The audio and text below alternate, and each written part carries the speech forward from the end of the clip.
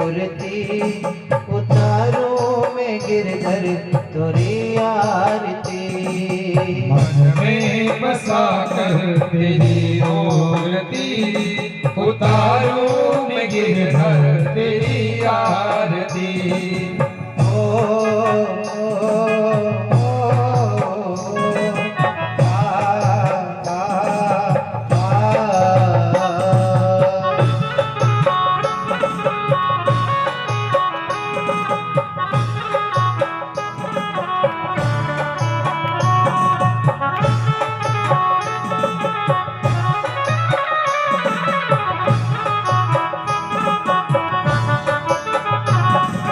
करुणा करो कष्ट हरो ज्ञान दो भगवन। भव में बसी नाव मेरी तार दो भगवन। करुणा करो कष्ट हरो ज्ञान दो भगवन, तार दो भगवन।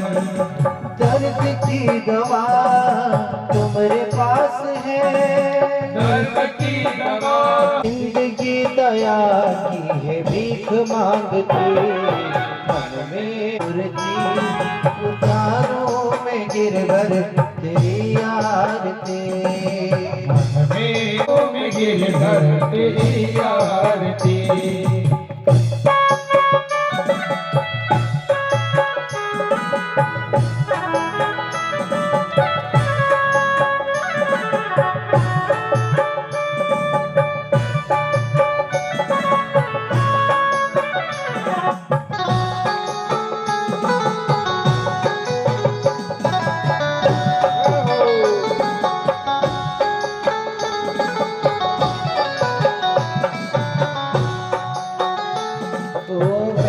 तेरी महिमा गाए संत करे ध्यान। नारद गुण गान करे छेड़े वीणा तार। वेद तेरी महिमा गाए संत करे ध्यान।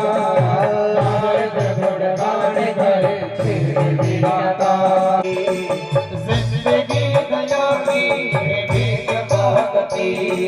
मन में बसा कर तेरी मूर्ति उतारो मैं गिरधर तेरी आरती।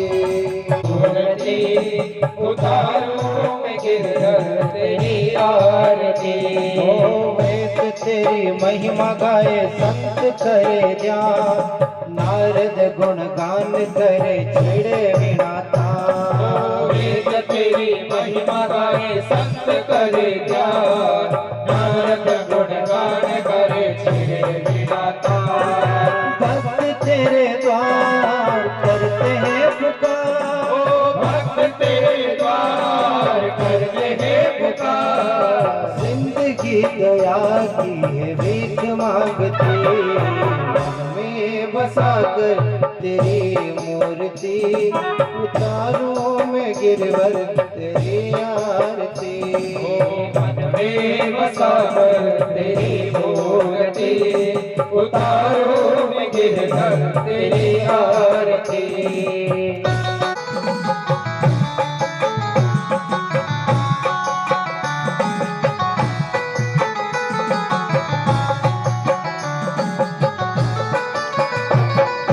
मांगो तुझसे क्या मैं यही सोचूं भगवन। जिंदगी जब तेरे नाम कर दी अर्पण। मांगो तुझसे क्या मैं यही सोचूं भगवन। जिंदगी जब नाम तेरे कर दी अर्पण। सब कुछ तेरा कुछ नहीं मेरा। सब कुछ तेरा कुछ नहीं मेरा। दास माधव गुरु तेरी गाए आरती। मन में बसा कर तेरी मूर्ति उतारो मैं गिरधर तेरी आरती। मन में बसा कर तेरी मूर्ति गौर गौरम करुणावतारम। संसार सारा मुझे प्रहारा। सदा वसंतम हृदयारविंदे। बाबा भवानी सहितं नमामि। सहितं नमामि। हर दिक्कम मदने शीतले करणं वा पुष्पै देवं ध्यादात्मरक्षार्थे स्वयं गृहीत्वा तमन्त्रवशुभाञ्जलिं वह। सभी यजमान सामने उमासुतं शोकविनाशकारकं नमामि विघ्नेश्वरपादुपङ्कजम् कस्तूरीतिलकं ललाटपटले वक्षस्थले कौस्तुभं नासाग्रे वरमौक्तिकं करतले वेणुकणे कङ्कणम् गोपस्त्री परिवेष्टितो विजयते गोपालचूडामणि अस्ति स्वस्तरुणीकराग्रविगलत्कल्पप्रसूनाप्लुतम् अस्तु प्रस्तुतवेणुनादलहरे निर्वाणनिर्व्याकुलम् स्रस्तनिबद्धनी विवलसद्गोपीसहस्राव्रतम्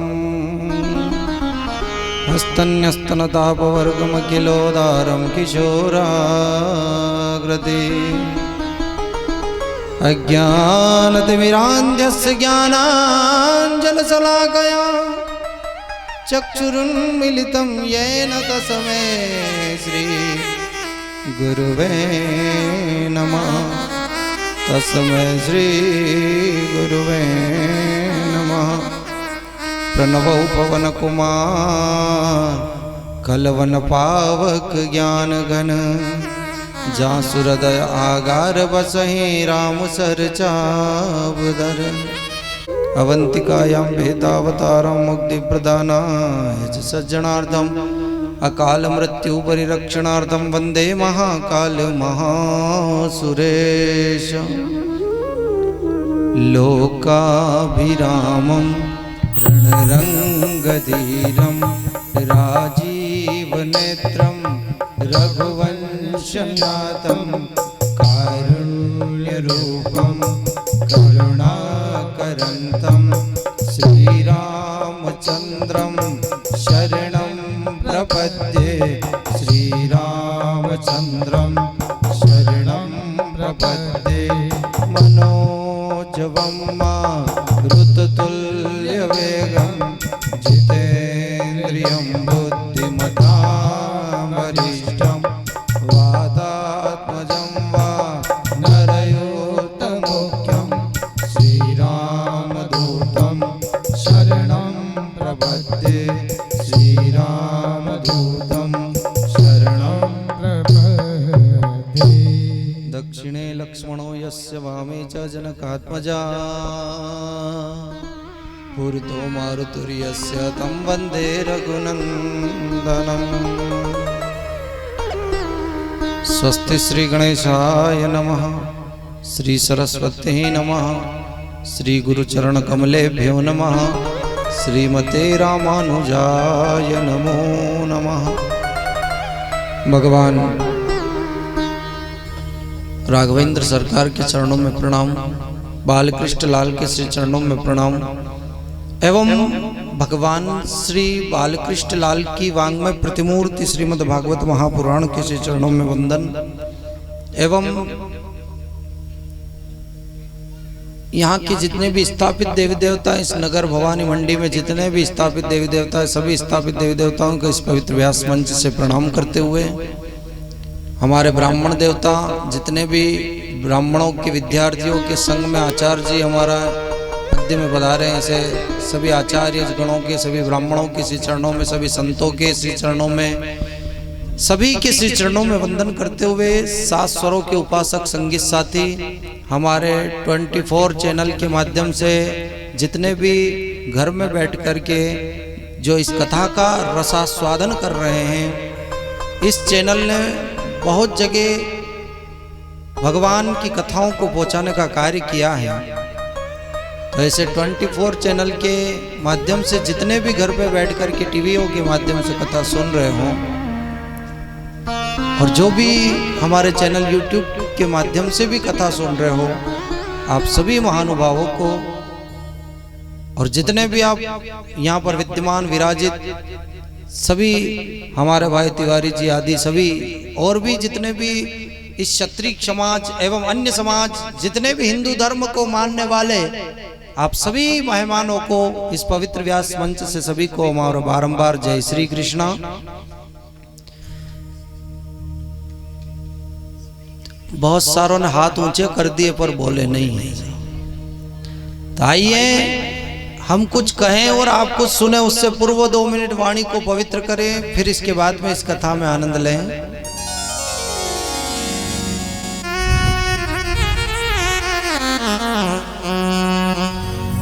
कृष्णा कृष्णा कहे मेरा मन, ओ कृष्णा कृष्णा कहे मेरा मन, ओ अब तो दे दो प्रभु जी दर्शन हो, दे दो प्रभु जी दर्शन।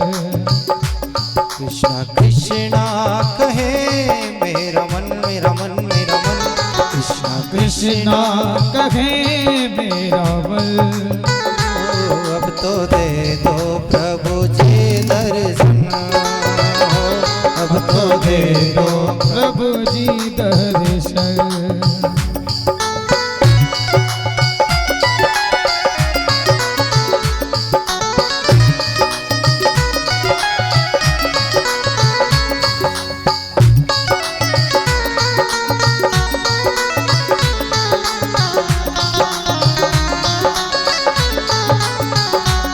कृष्णा कृष्णा कहे मेरा मन, अब तो दे दो प्रभु जी दर्शन। कृष्णा कृष्णा कहे मेरा मन, अब तो दे दो प्रभु जी दर्शन। ओ कृष्णा कृष्णा कहे मेरा मन, अब तो दे दो प्रभु जी दर्शन।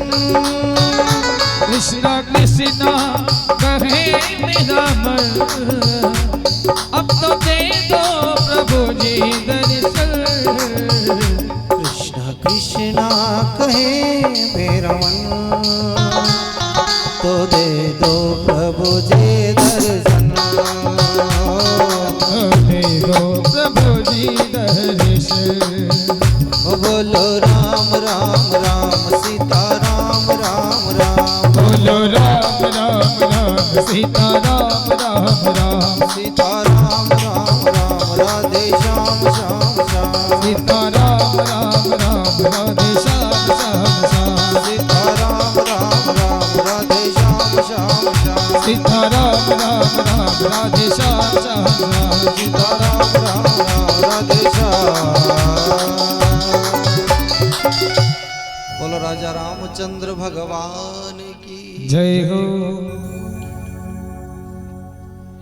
3 चीज पवित्र करने की बात कही है। कौन कौन सी? कि तन पवित्र सेवा कीजिए, तन की पवित्रता, मन की पवित्रता और धन की पवित्रता, ये 3 चीज पवित्र कैसे होते हैं? तन की पवित्रता कैसे होती है? आप क्या सोचते हो लाइबो साबुन से स्नान करके आ गए तो तन पवित्र हो गया? लक्ष्य साबुन से स्नान करने से तन पवित्र होता है? नहीं महाराज, तन पवित्र स्नान करने से नहीं होता है। कैसे होता है? तन पवित्र सेवा कीजिए और धन पवित्र कर दान, और मन पवित्र हरि भजन से होय त्रिविध कल्याण। सज्जनों, अगर तन की पवित्रता चाहते हो तो सेवा करनी पड़ेगी। किसकी? भगवान की, संतों की, ब्राह्मणों की, बड़े बुजुर्गों की सेवा करने से तन पवित्र होता है। तन पवित्र होता है महाराज। एक सेठ जी थे, वो इतने अमीर थे कि वो हिल के पानी भी नहीं पीते थे। पानी की प्यास लगती थी तो भी नौकर चाकर लगा रखे थे। तो उस गांव में एक दिन कथा करने के लिए बहुत बड़े संत आए। सेठ जी ने विचार किया कि संत को घर पर निमंत्रण दे देते भोजन कर, लेकिन एक गरीब था, वो गाय का गोबर साफ करता था, गौ माता की सेवा करता था। उसने भी विचार किया कि कल महाराज जी चले जाएंगे, आज घर पे बुला लेते हैं। अब संत को उस गरीब ने भी निमंत्रण दिया और रईस सेठ ने भी निमंत्रण दिया, और गरीब देकर के आया और सेठ पहुंच गया। कहता महाराज आपको मेरे घर भोजन के लिए पधारना पड़ेगा। तो बोले मैं आपके यहाँ भोजन नहीं कर सकता, क्योंकि मैं तो उस गौ सेवक के घर भोजन करूंगा। वो कह रहा है कि महाराज उसके घर पे क्या है, वो साफ सुथरा भी नहीं रहता है। बोले वो उससे मुझे कोई लेना देना नहीं है। बोले एक काम करना, बोले हमारे घर आओगे तो तुमको पकवान मिलेंगे। संत ने कहा एक काम करना, तेरी रोटी भी लेकर के आना और उस गरीब को भी कहा तू भी रोटी लेकर के आना। और दोनों की रोटी को लाया, दोनों को बुलाया, दोनों की रोटी एक एक हाथ में ली और कहा कि देखना चाहता है कि मैं इस गरीब गौ सेवक के यहाँ की रोटी क्यों खाना चाहता हूँ। दोनों की रोटी को दबाया सज्जनों, तो गरीब की रोटी से तो दूध टपका और रईस की रोटी से खून टपका। महाराज खून की धार बह चली। संत ने कहा कि महाराज गरीब गौ सेवक है। बोले मैं तो कभी काम करता ही नहीं हूं, तो मेरे हाथों से भोजन करेंगे तो ज्यादा आनंद आएगा। बोले जो कभी काम नहीं करता उसके हाथ कभी साफ हो ही नहीं सकते। क्यों? क्योंकि वो कभी हाथ धोता ही नहीं। क्यों नहीं धोता? क्योंकि काम तो करता ही नहीं, धोएगा क्या? तो यहाँ पर गरीब कहता है ये काम करता है इसलिए ये दिन भर हाथ धोता है, तो इसके हाथ तो हजा के लिए साफ है। तो जिसका सेवा करोगे तो तन पवित्र होता है, और धन पवित्र कैसे होता है? जो सत्संग में और कथाओं में जो दान देता है, उस दान देने से धन की शुद्धि होती है। आप मान लो पाप से कमा रहे हो या कैसे भी कर रहे हो, किसी प्रकार से लोगों को पागल बना करके धन कमा रहे हो, कितनी मेहनत करके खा रहे हो, वो पैसा कहाँ से आ रहा है? तो महाराज अगर दान नहीं दोगे तो वो धन में जंग लग जाती, वो धन कहीं ना कहीं आपका लगने लग ऐसी जगह लगेगा। तो यहाँ पर दान देने से आपका धन पवित्र होता है। अब आप लोग जितने भी बैठे हो, आपने तन भी पवित्र कर लिया, धन भी दान देकर के पवित्र कर लिया। अब मन की बात है तो आप लोगों ने 6 दिन और 7 दिन की कथा सुनी है, तो जिससे कथा से आपका मन भी पवित्र हो गया है, और जिसका तन धन और मन पवित्र हो गया तो परमात्मा की प्राप्ति भी बहुत जल्दी होने वाली है, शीघ्राति शीघ्र होने वाली है। क्या विचार है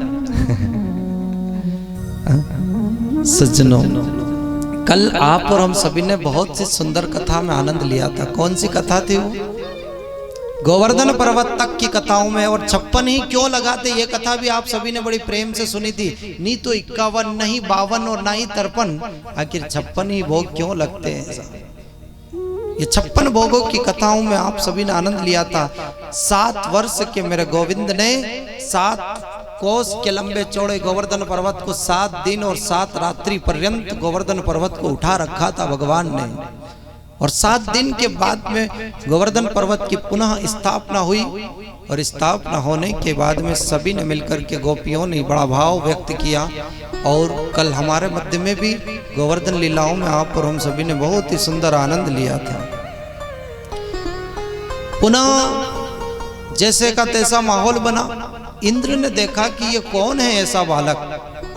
देखते ही देखते इंद्र समझ गए कि अब तो पूरा वृंदावन बह कर के चला गया होगा। लेकिन देखा तो क्या देखा, इंद्र ने भगवान को देखा, समझ गया कि ये मामूली इंसान नहीं है, ये तो भगवान है।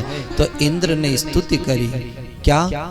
के पिता गुरुत्व जगतमादिधि दुरत्य काला उपात दंडः हिताय स्वेच्छा तनुभि स्वहि हसे मानम विघ्न जगदीश मानिना। हे प्रभु मुझे क्षमा कर देना प्रभु। 10 श्लोकों में स्तुति गाई और भगवान राजी हुए।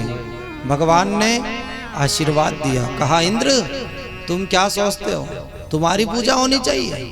भगवान इंद्र कहते प्रभु मुझे क्षमा कर देना, मैं समझ नहीं पाया आपको, इसलिए सर्वोपरि भगवान तो आप ही हो। ऐसी दोनों की चर्चा होती है। किसी ने कहा कि 40 श्लोकों में ब्रह्मा को स्तुति, ब्रह्मा ने भी गलती करी थी और इंद्र ने भी गलती करी, फिर ब्रह्मा जी को 40 श्लोक क्यों बोलने पड़े थे और इंद्र को 10 श्लोक में ही भगवान मान गए? इसका कारण क्या है? बोले ब्रह्मा ने जो गलती करी थी वो जीव को ईश्वर से दूर ले जाने की गलती करी थी, ग्वाल बाल सखाओं को दूर ले गए थे और चुरा करके दूर ले जाने की गलती करी, इसलिए 40 श्लोक में स्तुति करनी पड़ी। और इंद्र ने जो गलती करी वो ईश्वर के पास में जीवों को भेजने की कोशिश करी है, इसलिए हमारा 10 श्लोक में भगवान राजी हो जाते हैं। ऐसी अनुपम कथा, और यहाँ से बहुत सुंदर कथा मोड़ ले लेती है। भगवान कितने वर्ष के होते हैं? 8 वर्ष के मेरे ठाकुर होते हैं, 8 वर्ष के मेरा कन्हैया होते हैं, और धीरे धीरे बड़े हुए तो आज भगवान क्या बजाते हैं?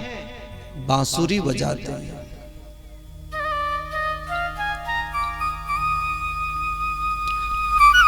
और बांसुरी की तान इतनी सुंदर लगती है कि लाखों की संख्या में ब्रजंगनाएं दौड़ी चली आती हैं और गोपियां आकर के घेर लेती है भगवान को और क्या कहती हैं कि हे गोविंद, तू संध्या के समय में बांसुरी मत बजाया कर, क्योंकि जब भी तू संध्या के समय में बांसुरी बजाता है ना तो हमारा मन नहीं लगता, और हम रोटी करने बैठती है ना तो तेरी बांसुरी की तान इतनी सुंदर लगती है कि वो लकड़ियां भी सरस हो जाती है। तो क्या कहती है गोपियां कि संध्या के समय में श्याम बंसी क्यों बजाते हो?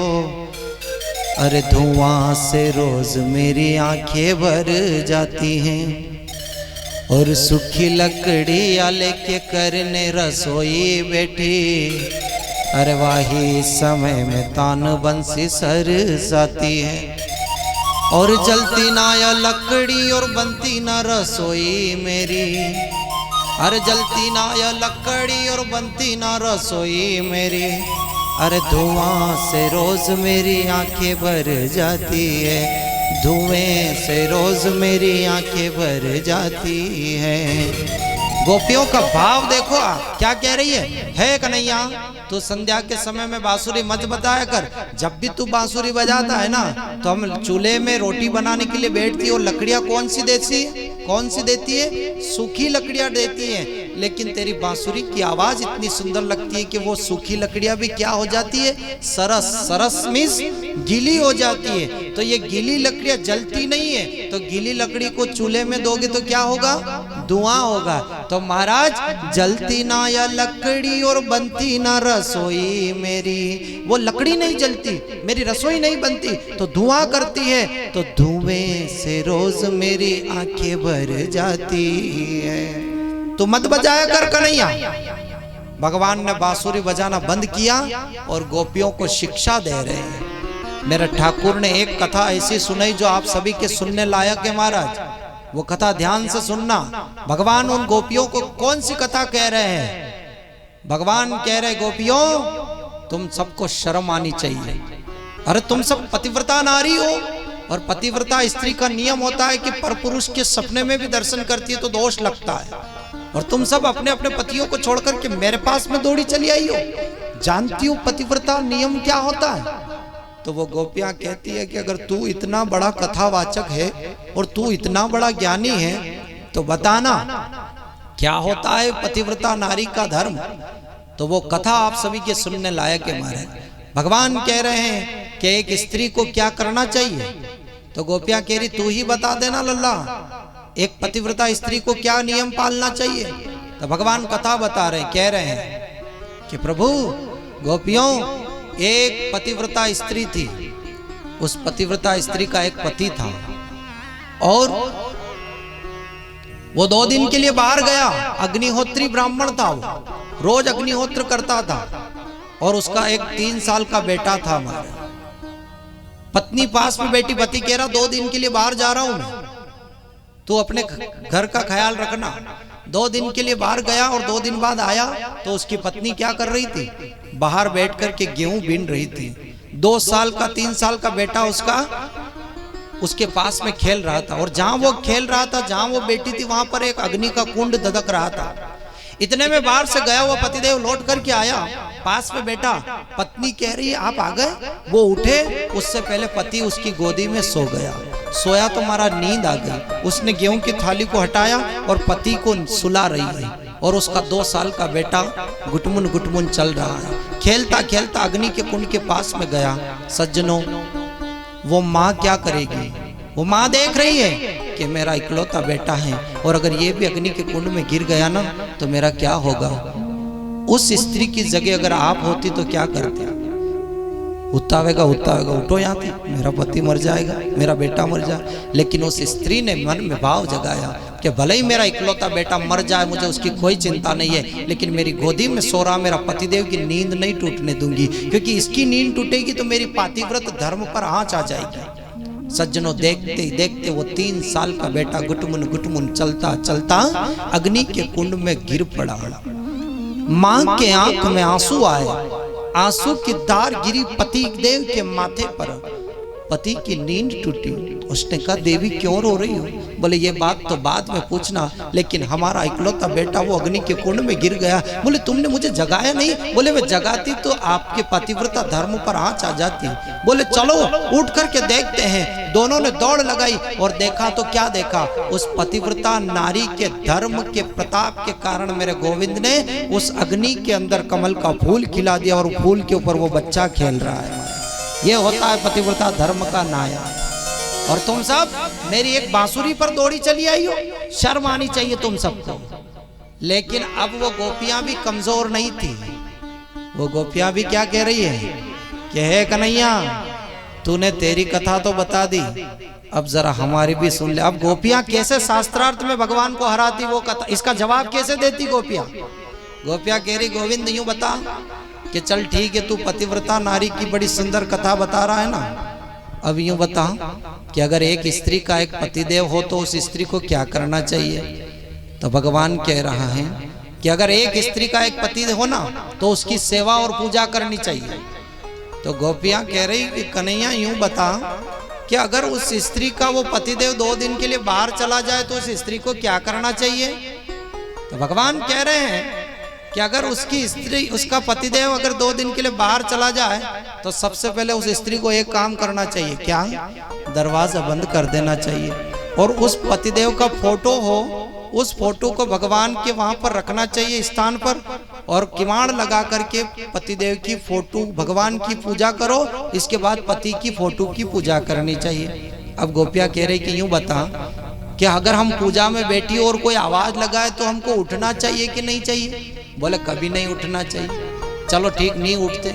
और हमारा 2 दिन से पतिदेव बाहर गया हुआ और किवाड़ बंद है और पतिदेव बाहर आ जाए और वो दरवाजा खटखटाए और हम पूजा में बैठी हैं, तो बता हमको उठना चाहिए कि नहीं चाहिए? आपकी क्या राय है? अच्छा, मान लो पतिदेव बाहर दरवाजा खटखटा रहा हो ना, आप आधे घंटे तक दरवाजा नहीं खोलो न इसके आधे घंटे बाद आप किवाड़ खोलो, तो आपकी दूसरी पूजा हो जाएगी कि नहीं हो जाएगी? क्या आखिर अतरी देर वही कमाड़ कहानी किवाड़ क्यों नहीं खोल रही है? तो आज वो गोपियां कह रही है कि गोविंद यूं बता, क्या अगर हम पूजा में बैठी हो और अगर उस वक्त बाहर गया हुआ पतिदेव लौट करके आ जाए तो हमको क्या करना चाहिए? आपकी क्या राय है? बोलो, क्या विचार है? भगवान का भी दिमाग, भगवान कह रहे हैं कि गोपियों, अरे इसमें क्या सोचने वाली बात है? अगर बाहर गया हुआ पतिदेव अगर बाहर आ गया ना, तुम पूजा में बैठी हो, तो ये जो पूजा कर रही हो ना, ये कौन है? असली है कि नकली है? ये तो नकली है ना, फोटो। असली जब बाहर आ गया है तो नकली की पूजा बंद करो ना, असली की पूजा करो। तो भगवान से गोपियां कह रही है कि हमने भी तो यही किया महाराज। तुमने कहा कि तुम्हारे सबके पतिदेव को छोड़ करके मेरे पास में दौड़ी चली आई हो, अरे हमने भी वही किया है। हमारे घर में जो पति है वो तो नकली पति है, और नकली पति को छोड़ करके हम भी असली पति कन्हैया के पास में दौड़ी चली आई है। हम भी असली पति के पास में आई है। आज भगवान ने कहा, वाह गोपियों वाह, राज तो तुमने हमें शास्त्रार्थ में भी हरा दिया है। मैं तुम सबकी भक्ति से बड़ा राजी हूं। गोपियों, मांगो तुमको क्या चाहिए? भगवान के नेत्रों में से सहजल हो उठे, अश्रु प्रपात हो उठे। भगवान कहता, गोपियों तुमने तो आज मुझे शास्त्रार्थ में भी हरा दिया, बताओ क्या चाहिए तुम्हें? तो गोपियों ने क्या मांगा?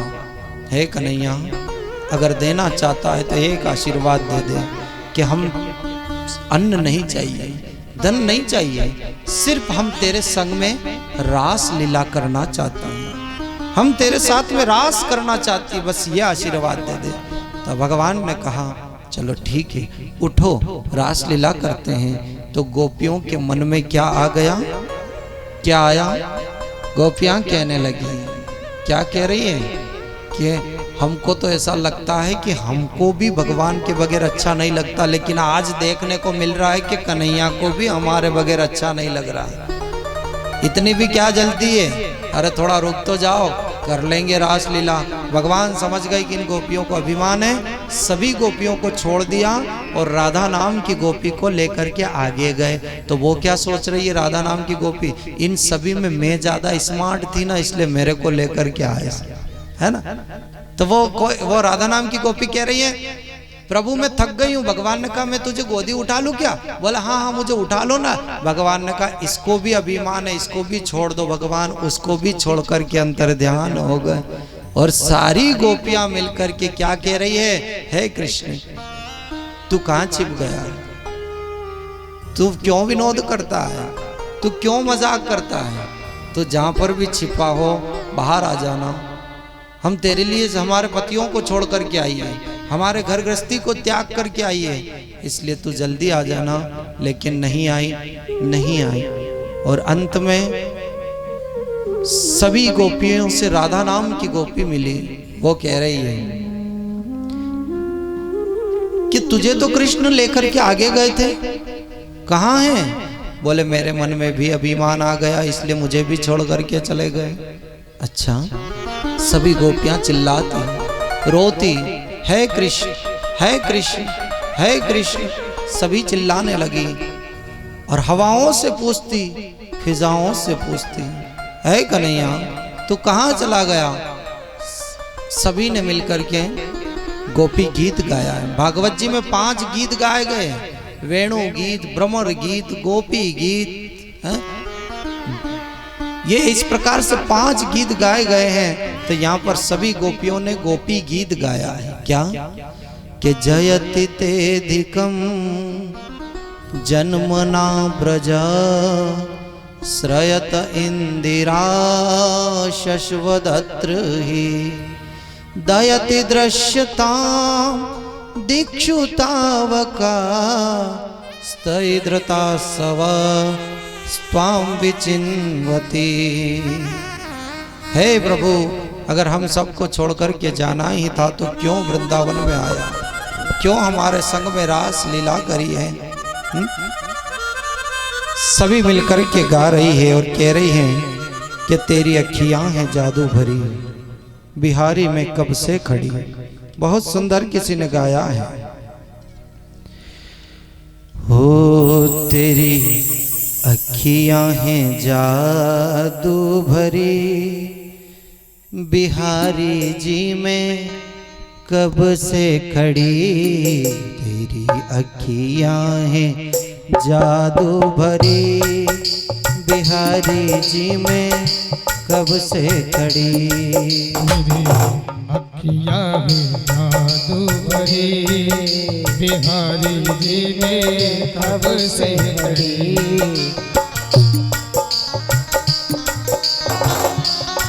जय हो। मैं तो तेरे ही द्वार पड़ी, मैं तो तेरे ही द्वार कड़ी। बिहारी जी में कब से खड़ी। अखियां है जादू भरी, बिहारी जी में कब से खड़ी। जादू भरी, बिहारी जी में कब से खड़ी।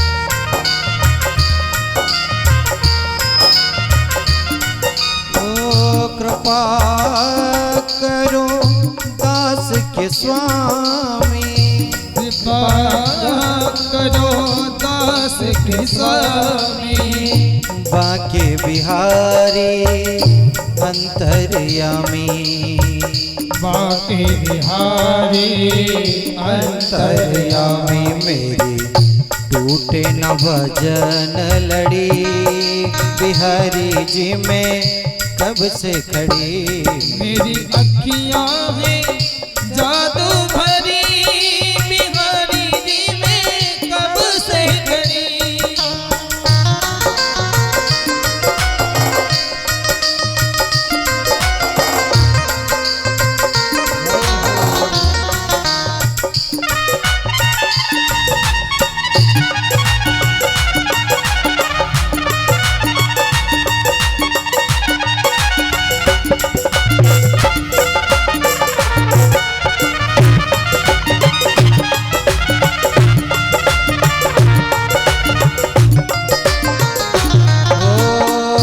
जब जब तेरा दर्शन पाया, जब जब तेरा दर्शन पाया, दिल को मेरे चैन न आया, दिल को मेरे चैन न आया। मेरी अखियों से नदियाँ बही हो, मेरे अखियों से नदियाँ बही, बिहारी जी में कब से खड़ी।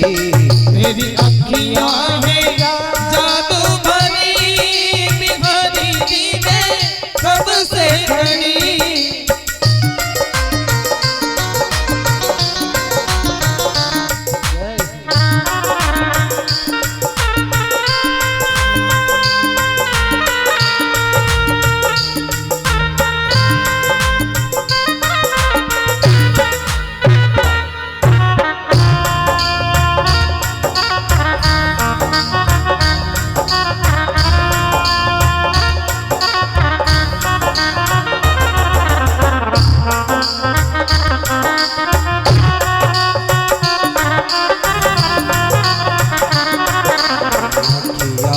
जादू भरे, बिहारी जी में कब से खड़ी। मेरी अखियां हैं जादू भरी, बिहारी जी में कब से खड़ी।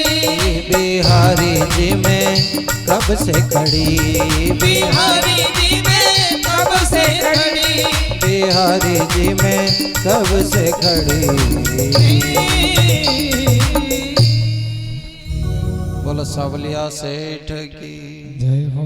देखते ही देखते आज सभी गोपियां रोने लगी, चिल्लाने लगी सज्जनों, और कहती हैं गोपियां, है कन्हैया, अगर ऐसा लिखा है कथा में कि अगर एक क्षण भी भगवान उन गोपियों के मध्य में अगर प्रकट नहीं होते तो शायद वो जितनी भी ब्रजंगनाएं थी, जितनी भी गोपियां थी, वो क्या कर देती, कृष्ण की याद में प्राण त्याग देती।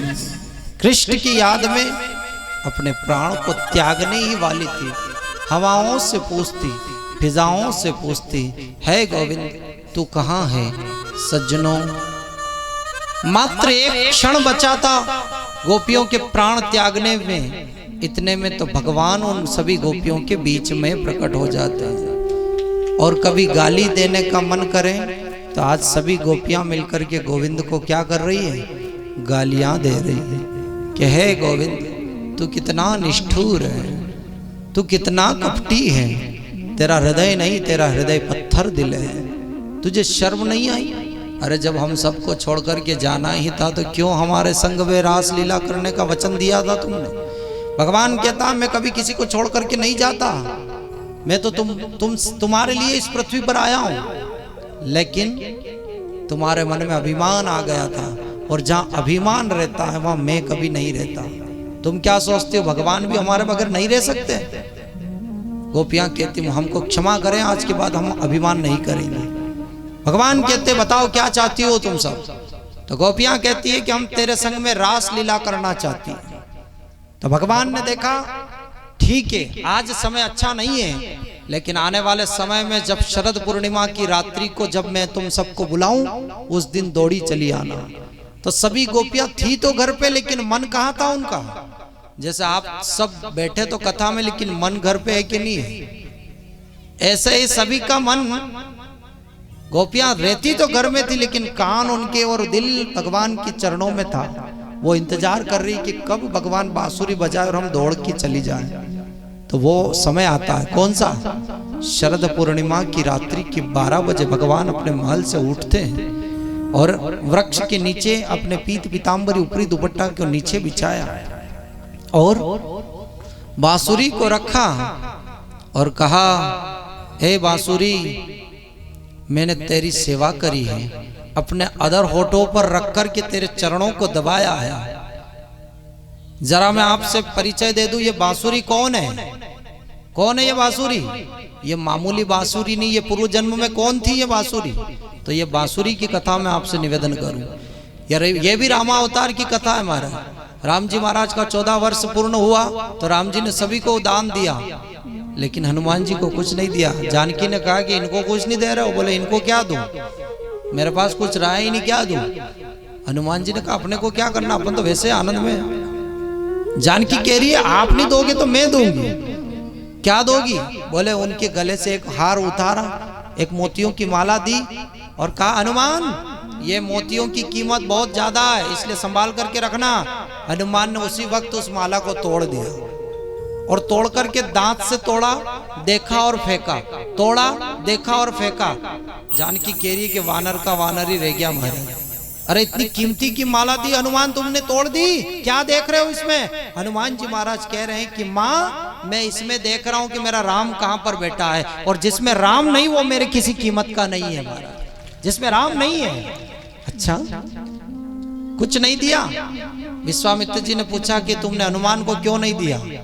हनुमान जाने लगे, हनुमान से कहा हनुमान मैं अगर किसी को कुछ दे देता हूं तो वो मेरा नहीं रहता, और जिसको कुछ नहीं देता वो तो मेरा रहता है, इसलिए मैं तुझे अपने दिल में रखना चाहता हूँ। तूने मेरे 14 वर्ष तक मेरी सेवा करी है ना, और मेरे चरण में बैठ करके मेरे चरण दबाए हैं, तो आने वाले समय में तुझे अपने होठों पर रखूंगा और अपने हाथों से तेरे चरण दबाऊंगा।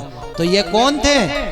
ऐसे बजे थे बंसी त्रैलोक्य मोह जाते, और बंसी बने थे हनुमान, और राम थे बजाते, राम थे बजाते। ये कौन थे? ये हनुमान जी महाराज आज बांसुरी बन करके आते हैं, और राम जी ने कहा कि जिसने अपने चरणों में बैठ करके सेवा करता है उसको मैं अपने अधर होठों पर बिठा करके अपने हाथों से उसकी सेवा करता हूं साहब। इसलिए हनुमान जी महाराज पधारते हैं। आज बांसुरी से कहते हैं बांसुरी जीवन में काम करना कि मैंने तेरे अधर होठों पर रख कर के अपने चरणों की तेरी सेवा करी है। इसलिए इस वृंदावन में जितनी भी गोपियां हैं, इस ब्रजवलिताओं में, इस ब्रजमंडल में जितनी भी आबाल वृद्ध बूढ़े हैं, उन सबको जाकर के मेरा समाचार दे देना कि मैंने बुलाया है महाराज के लिए। समय आता है कौन सा? शरद पूर्णिमा की रात्रि के 12 बजे भगवान ने बांसुरी बजाया। तो ऐसा लिखा है कि कोई गोपी स्नान कर रही थी, तो स्नान करते करते वो बाल्टी और लोटा ही लेकर के दौड़ पड़ी बाहर, कि ऐसा नहीं हो कि मेरे को जगह नहीं मिले। और ऐसा लिखा है कि कोई गोपी तो आटा लगा रही थी, तो वो आटे की थाली लेकर के दौड़ पड़ी बांसुरी की आवाज सुन करके। और कोई पतिदेव को रोटी खिला रही थी, पतिदेव ने रोटी मांगी तो वो रोटी की थाली लेकर के ही दौड़ पड़ी बाहर। पतिदेव मुंह देख रहा है कि ये कहाँ जा रही है। और तो और कोई श्रृंगार कर रही थी, तो एक आंख में काजल लगी और एक आंख में काजल लगाना ही भूल गई और दौड़ी पड़ी बाहर। ये भगवान से मिलने के लिए सब बावरी हो गई है। इतना प्रेम कोई कर सकता है? इतना भाव कोई कर सकता है? आइए हमारे मध्य में मेहमान श्री इस परिवार से पधारे हुए हमारे संचालक महोदय साहब। जय श्री कृष्णा।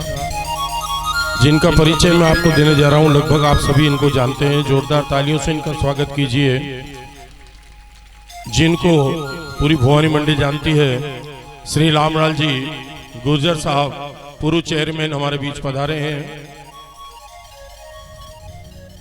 विकास पुरुष के नाम से आप जाने जाते हैं। भवानी मंडी का जो विकास हुआ है उसमें आपका बहुत बड़ा हाथ रहा है।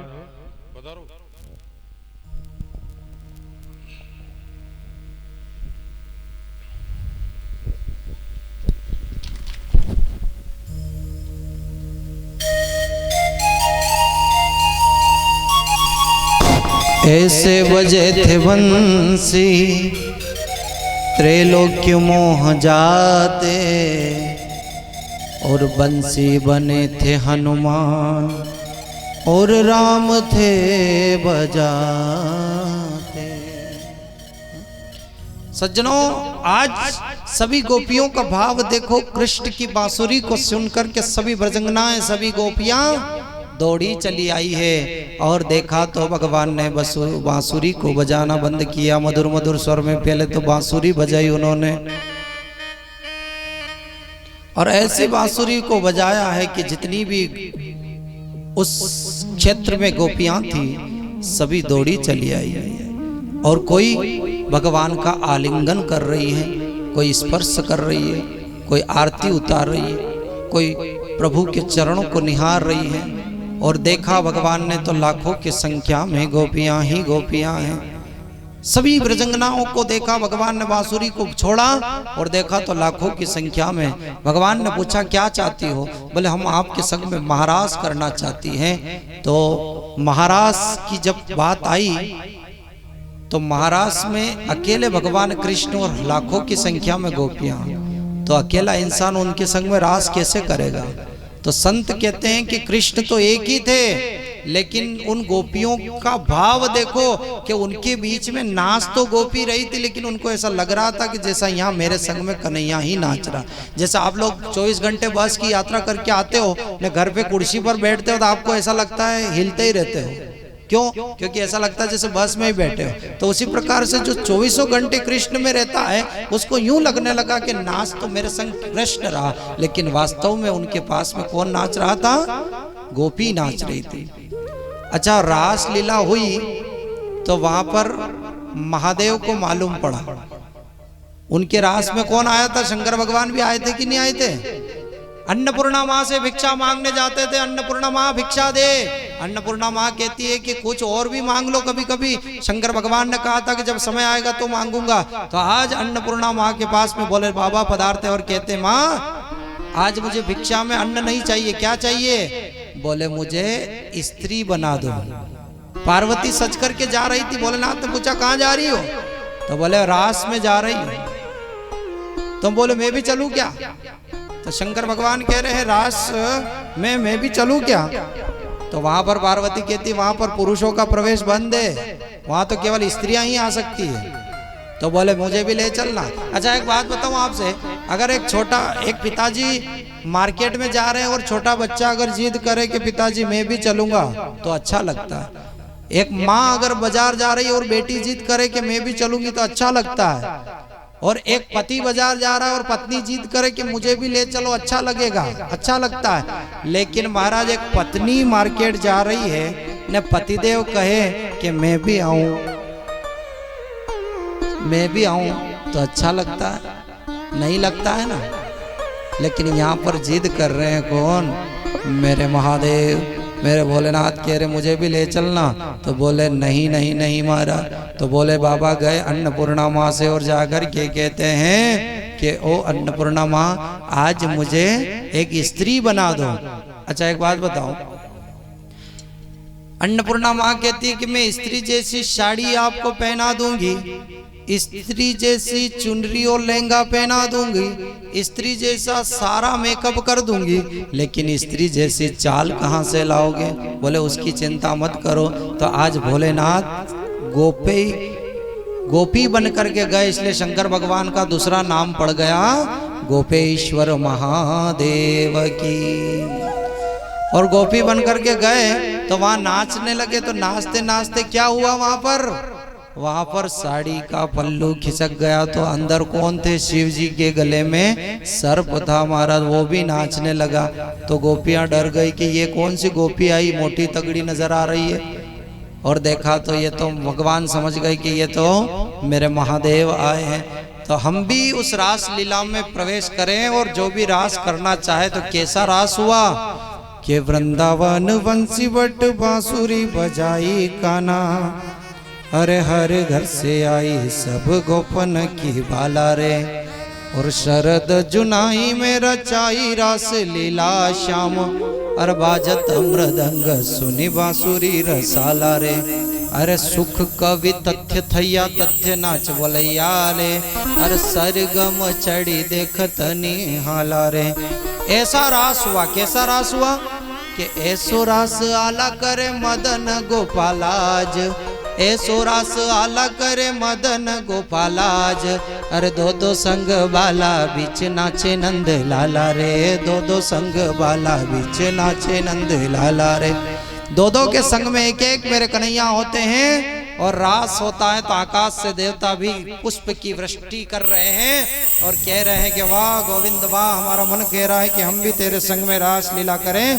तो आइए मैं निवेदन करूं कि हम भी उस रास लीला में आनंद लें।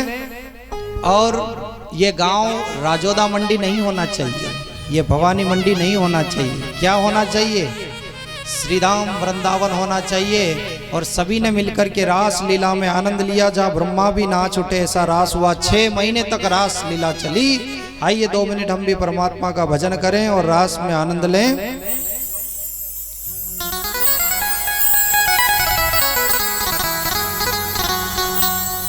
रास रमे रास रमे रास रमे, कान्हा और गोपी रास रमे, रास रमे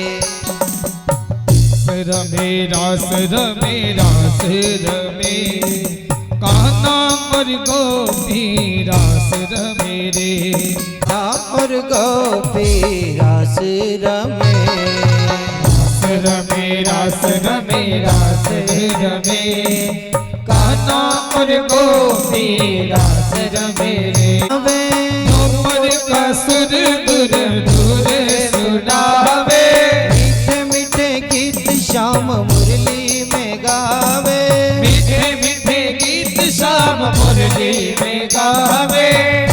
कर स्वर्ग का देवरा में, रास रमे रास रमे रास रमे, कान्हा और गोपी रास रमे रे।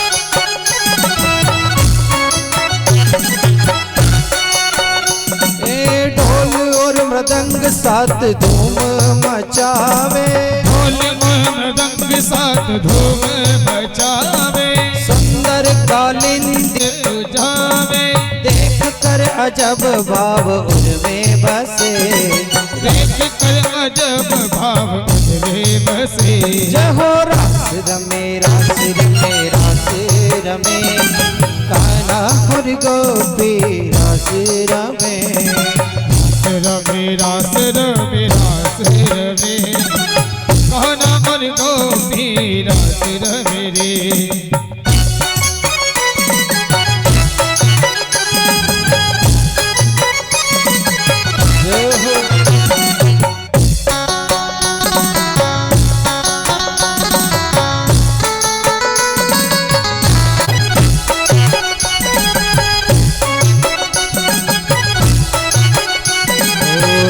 नाचे पिजन मन मेरो बन गयो सखी पावन वृंदावन। हो नाचे कृष्ण नाचे नाचे गोपी जन मन मेरो बन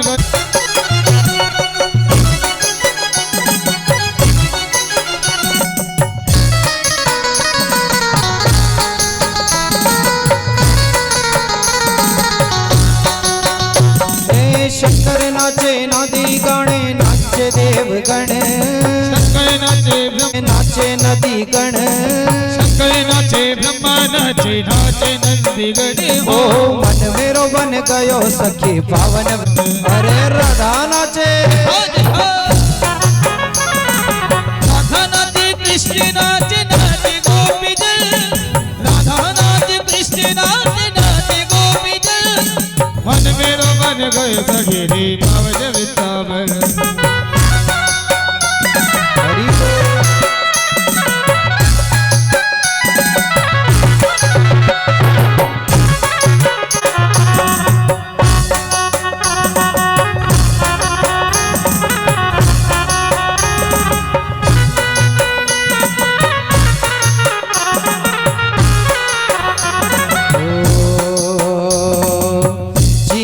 जीना उड़ा गुलाल माही तेरी चुनरिया लहराए। जीना जीना जीना रे उड़ा गुलाल माही तेरी चुनरिया लहराए। रंग तेरी रीत का, रंग तेरी प्रीत का, रंग तेरी जीत का है लाई लाई लाई। रंग तेरी प्रीत का, रंग तेरी जीत का, माही तेरी चुनरिया बेटा जवा माही तेरी चुनरिया लहराए।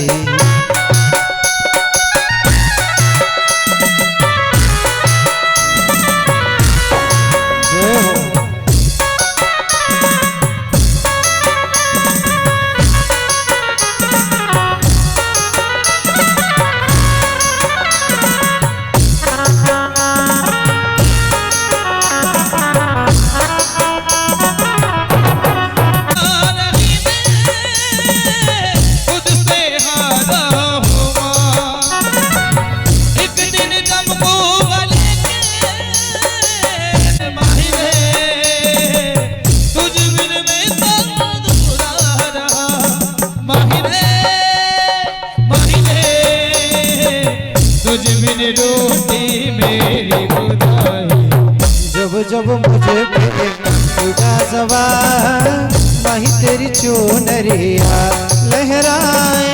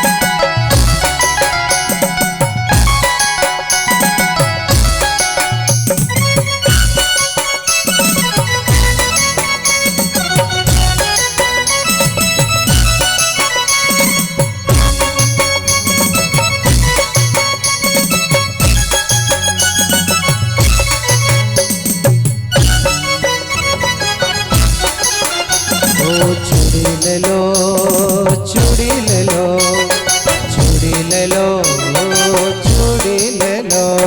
मोहन भी रात्रि ने गरबो रमायो। राधा ने देखी काशी में बांसुरी,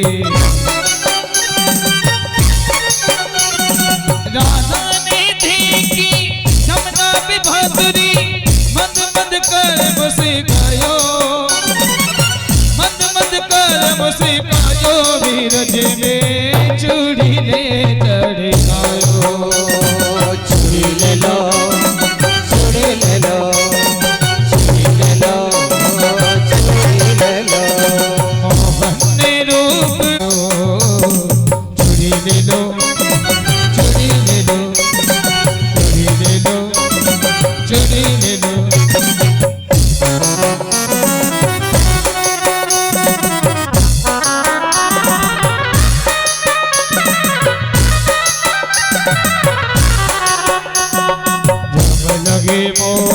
जोड़ा मिला दे। जब लगे मोहन जोड़ा मिला दे। राधा ने शोर मचायो, राधा ने शोर मचायो, बीरज में चूड़ी बेचने आयो। चूड़ी ले लो, चूड़ी ले लो। 6 महीने तक रास लीला हुई और आकाश से देवता भी पुष्प की वृष्टि कर रहे हैं। सूर्य अपनी जगह रुक गए, चंद्रमा अपनी जगह रुक गए और शरद पूर्णिमा की रात्रि को महारास प्रारंभ हुआ। 6 महीने तक रास लीला चलती रही और अंत में भगवान का नाम पड़ गया रास बिहारी लाल की। जो रास का मतलब होता है रसोई वे रास, जहां रस बरसता हो, जिसके संग में बैठ करके उसको रास पंचाध्याय की कथा में आप और हम सभी आनंद ले रहे हैं। और रास लीला में कौन आया? कामदेव आया। और कामदेव कह रहे हैं कि जहां पर स्त्री और पुरुष अकेले रहते हैं वहां मैं पहले जाता हूं। भगवान ने कहा कि तेरा काम दुनिया के लोगों के ऊपर तेरा असर होता होगा, लेकिन मेरे ऊपर तेरा असर होने वाला नहीं है।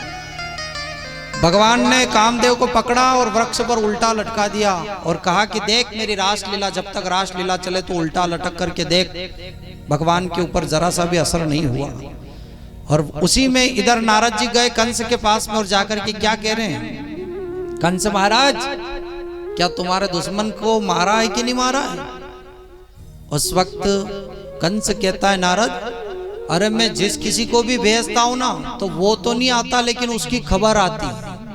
मैंने तृणावत को भेजा, बकासुर को भेजा, कालियानाग को भेजा, बड़े बड़े राक्षसों को भेजा, लेकिन सबको भेजा तो वो तो नहीं आए, लेकिन उनकी खबर आई। मैं प्रयास कर रहा हूं, जल्दी मारूंगा उसको। और इधर आ गए नारद जी रास में और आकर के क्या कह रहे हैं? ओ कन्हैया, ओ भगवान, क्या रास लीला ही करते रहोगे कि कंस का उद्धार भी करोगे? भगवान कह रहे वाह नारद जी वाह, उधर कुछ और इधर कुछ और। ये दो तरफे बात तो ये भैंसोदा मंडी वाले करते हैं महाराज, ये तुमने कब से चालू कर दिया? कि बोले नहीं महाराज, मेरे मन का, आपके मन का नाम ही तो मेरा है, इसलिए जैसा आशीर्वाद आप दें। बोले ठीक है साहब, ठीक है प्रभु। भगवान कह रहे नारद जी, अरे व्यक्ति के पाप का घड़ा जब भर जाता है तो उसको फोड़ने की जरूरत नहीं पड़ती है।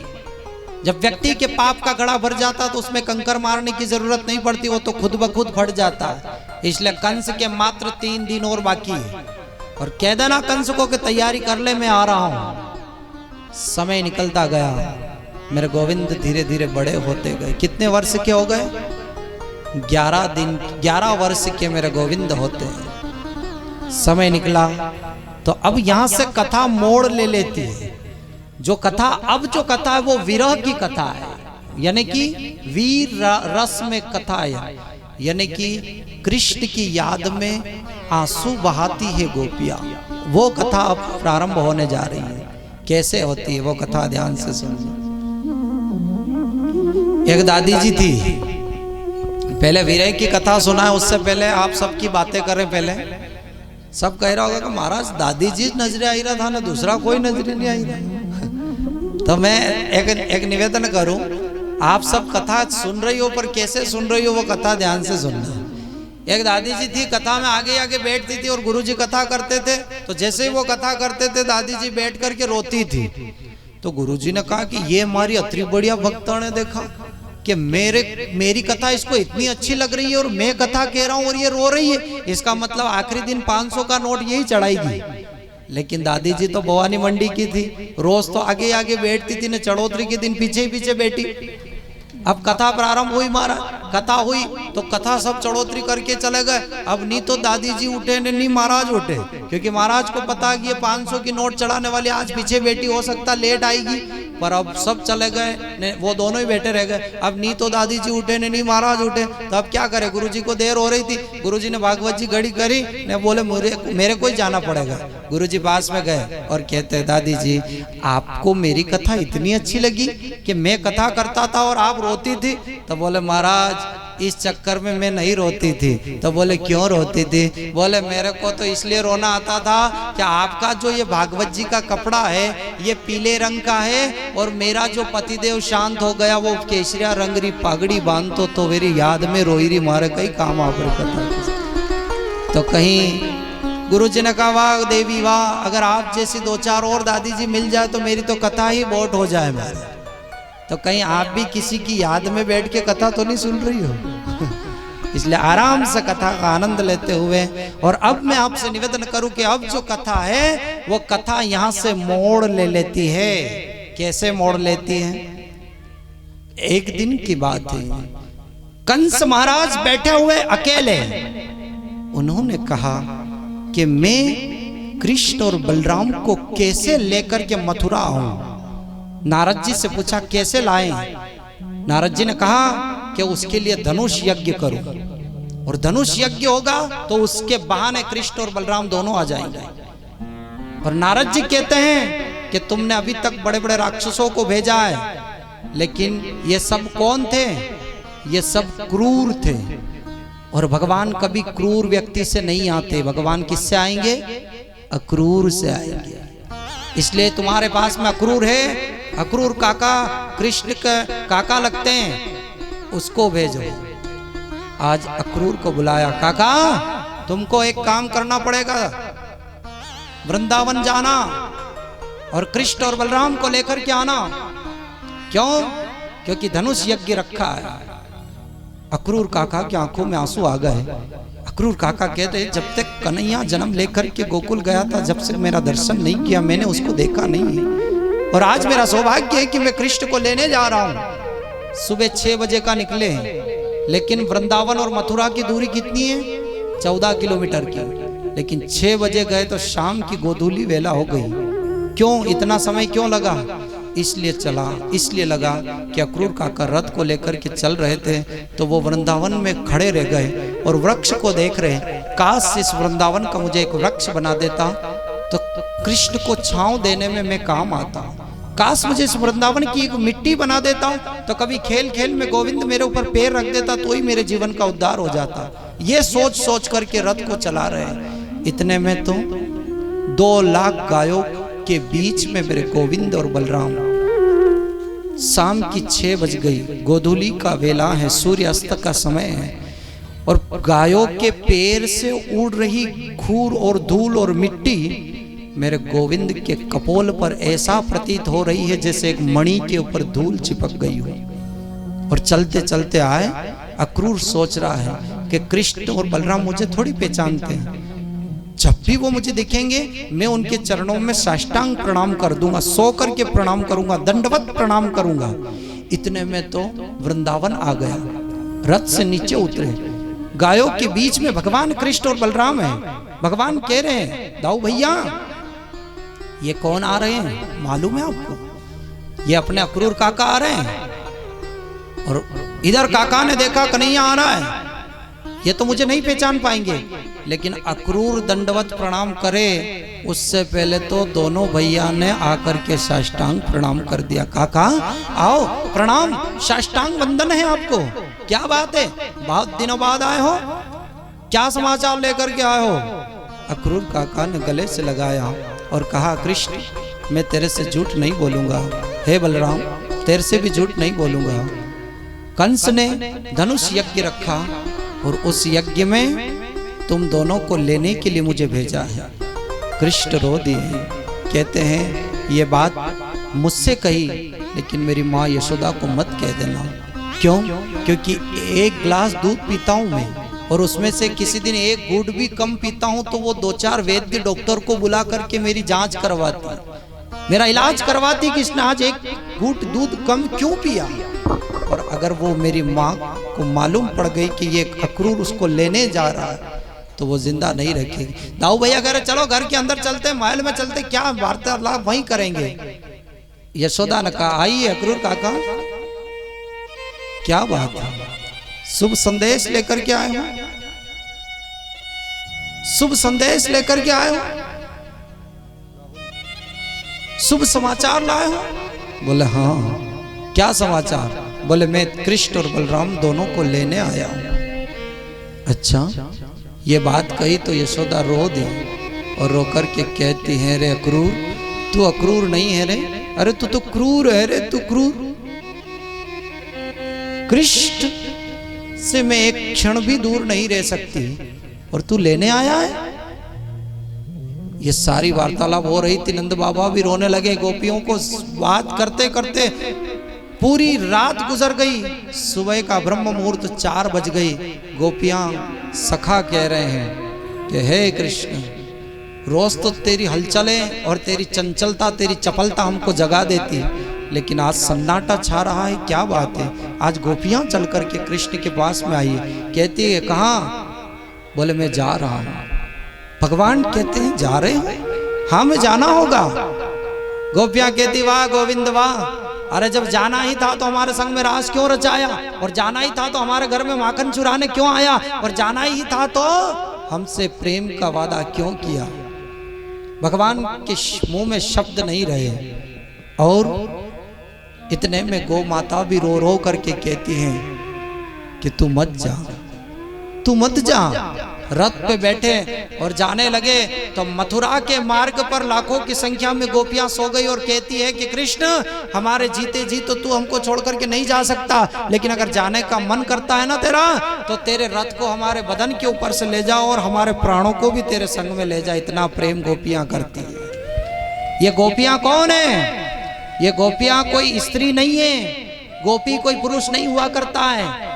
अरे महाराज, गोपी का मतलब होता है कृष्णम इंद्रम रसम पिबंती इति गोपी, जो प्रत्येक इंद्री से कृष्ण के नाम का रसास्वादन करती हो, उसी को गोपी कहते हैं। ये दुनिया के लोग जो कहते हैं कि गोपी स्त्री है, गोपी पुरुष है, अरे महाराज गोपी कोई स्त्री और पुरुष नहीं हुआ करते। ये गोपियां कौन है?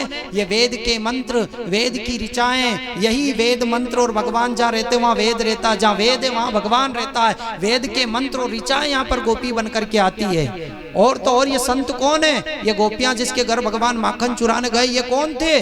महाराज रामा अवतार में जिन संतों को दर्शन देना राम जी महाराज भूल गए थे, वही संत आज यहाँ पर गोपी बन करके आते हैं। लेकिन दुनिया के लोग कहते हैं गोपी है। क्या है गोपी? गोपियां कहती है कृष्ण, हम तेरे बगैर नहीं रह सकती हैं, तेरे बगैर नहीं रह सकती। और अंत में रथ से नीचे उतरे और कहा भगवान ने कि मुझे जाना होगा, लेकिन प्राणों से भी प्यारी वस्तु, तेरे प्राणों से भी प्यारी वस्तु मैं तुमको सौंप करके दे रहा हूं। कौन सी? मेरी प्राणों से प्यारी मैं जिसको समझता हूं वो है बांसुरी।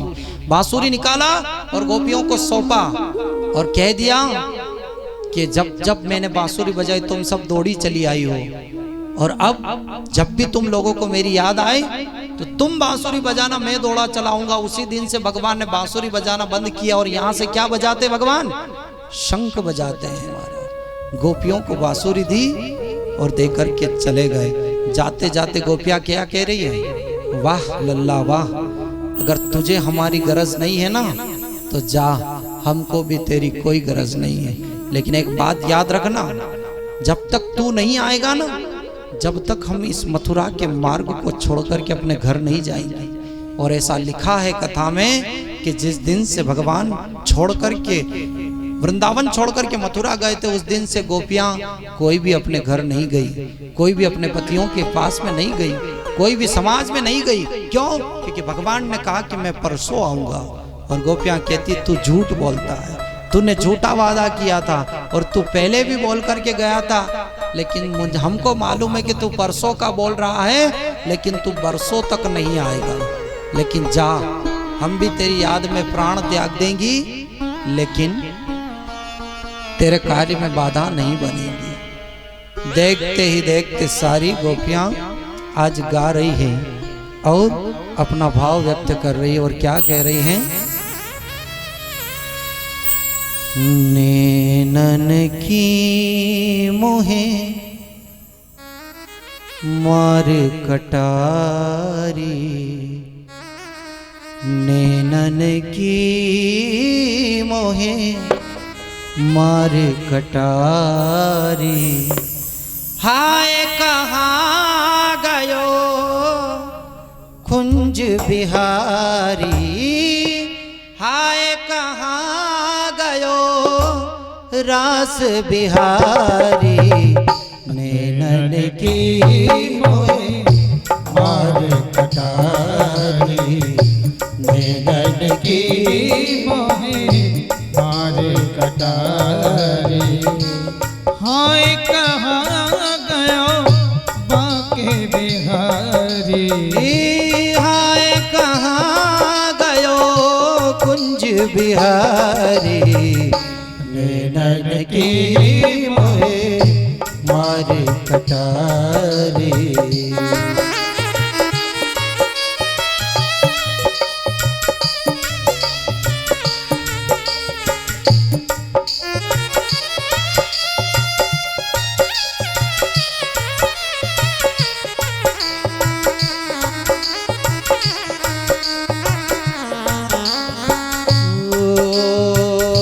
चंचल चपल भ्रुकुटी बनवारी चंचल चपल भ्रुकुटी बनवारी। चैल छबीलों मेरो रास बिहारी चैल छबीलों मेरो रास बिहारी नैनन की मोहे मार कटारी नैनन की मोहे मार कटारी।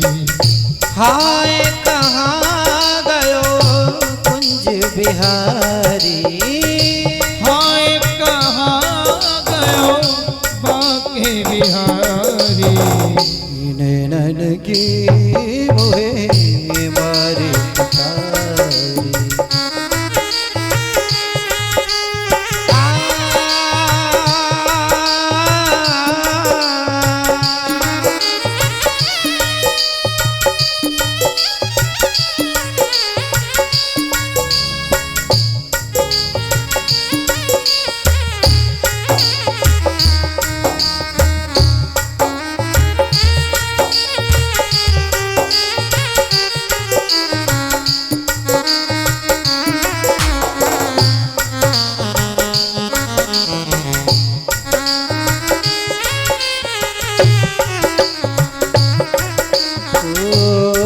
दुखिया पे दर्शनावे ओ दुखिया पे दर्शनावे। जादू सुडारी गयो गिरधारी जादू सोडारी गयो गिरधारी नैनन की मोहे मार कटारी नैनन की मोहे मार कटारी।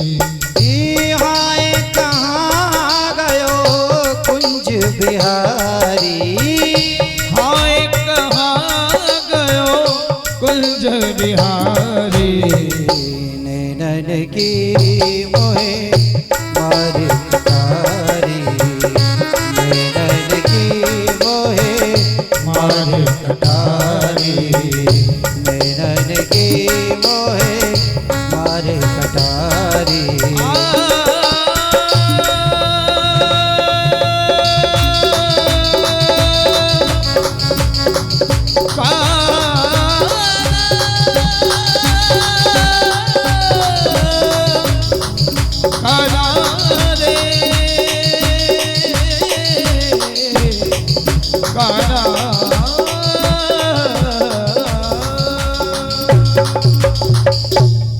बना के क्यों बिगाड़ा रे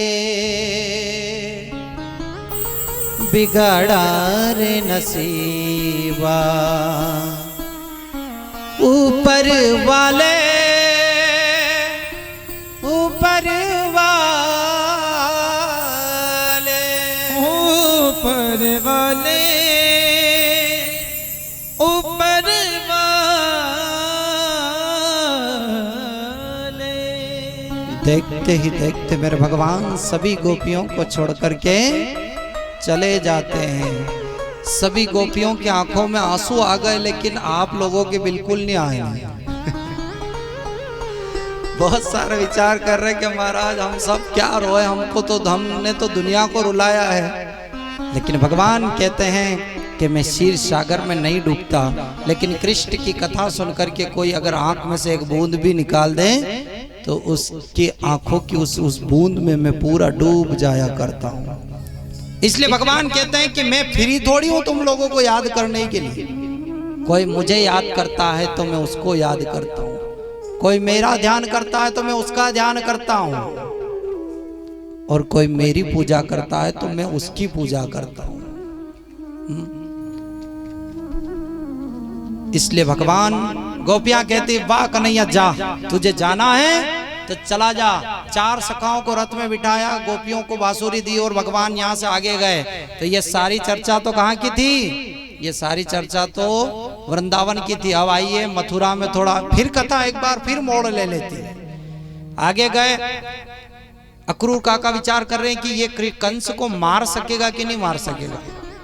तो भगवान ने यमुना में चतुर्भुज रूप धारण करके अक्रूर काका को दर्शन कराया। विश्वास हो गया कि यही मार सकेगा।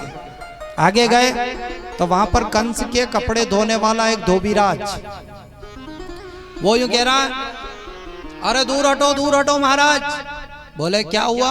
बोले ये कंस महाराज के कपड़े हैं, दाग लग गया तो तुमको सजा मिलेगी। भगवान कृष्ण ने विचार किया कि कंस रे कपड़े धोने वाले को इतना अभिमान है तो इन कपड़ा ने पेरवा वाला ने कतरो अभिमान होगा। भगवान ने एक मुष्टिक प्रहार करी और धोबीराज का उद्धार कर दिया। अब वो कपड़े लिए और सखाओं को पहनाने लगे। तो महाराज कंस के कपड़े और सखा तो पतले दुबले थे, अब क्या करें? तो कपड़े को छोटे करने वाले कौन था? एक दर्जी के पास में गए, कहा भैया प्रणाम प्रभु, क्या आदेश है? बोले ये कपड़े बड़े पड़ रहे हैं तो हमारे सखाओं के लिए छोटा कर दो ना। तो काट करके छोटे करके पहना दिए। भगवान ने कहा कि मैं तेरे को ऐसा आशीर्वाद देता हूँ कि तेरा काम जीवन में सुई धागे से ही पड़ेगा और 10 रुपए का खर्चा और 300 रुपए तुमसे ले लेगा। ये भगवान कृष्ण का आशीर्वाद है ना। 10 रुपए मात्र खर्चे से 500 की नोट आपसे ले लेता। और यहाँ से आगे गए तो एक माली आया, भव्य माला लेकर के कन्हैया का स्वागत किया मथुरा में। तो भगवान ने आशीर्वाद दिया कि जो भी जीवन में एक अतिथि का सत्कार करेगा उसके घर में कभी अन्न धन की कमी नहीं रहेगी। ये मेरा आशीर्वाद है। लेकिन अतिथि का सत्कार कैसे होता है मैं बताऊं आपको कैसे होता है। रात की 9 बजे, सर्दी का समय, आप सब ने भोजन कर लिया, बर्तन भी साफ कर लिया, बिस्तर भी लग गए, रजाई भी रख दी, और वणी वगत माणे हरि का कोई महाराज आई ने आप रे घर रो कमाड़ वजई दे। तो अब बताओ आपका मुंह कैसा हो जाता? जैसे अरंडी का तेल पी लिया हो, है ना। और यूं पूछो महाराज गुरुजी आप पधारे हो इतने लेट, तो फिर भोजन तो करके ही आए होंगे। तो फिर हमको भी कहना पड़ा, वह सुबह हो ही रही है हमारी।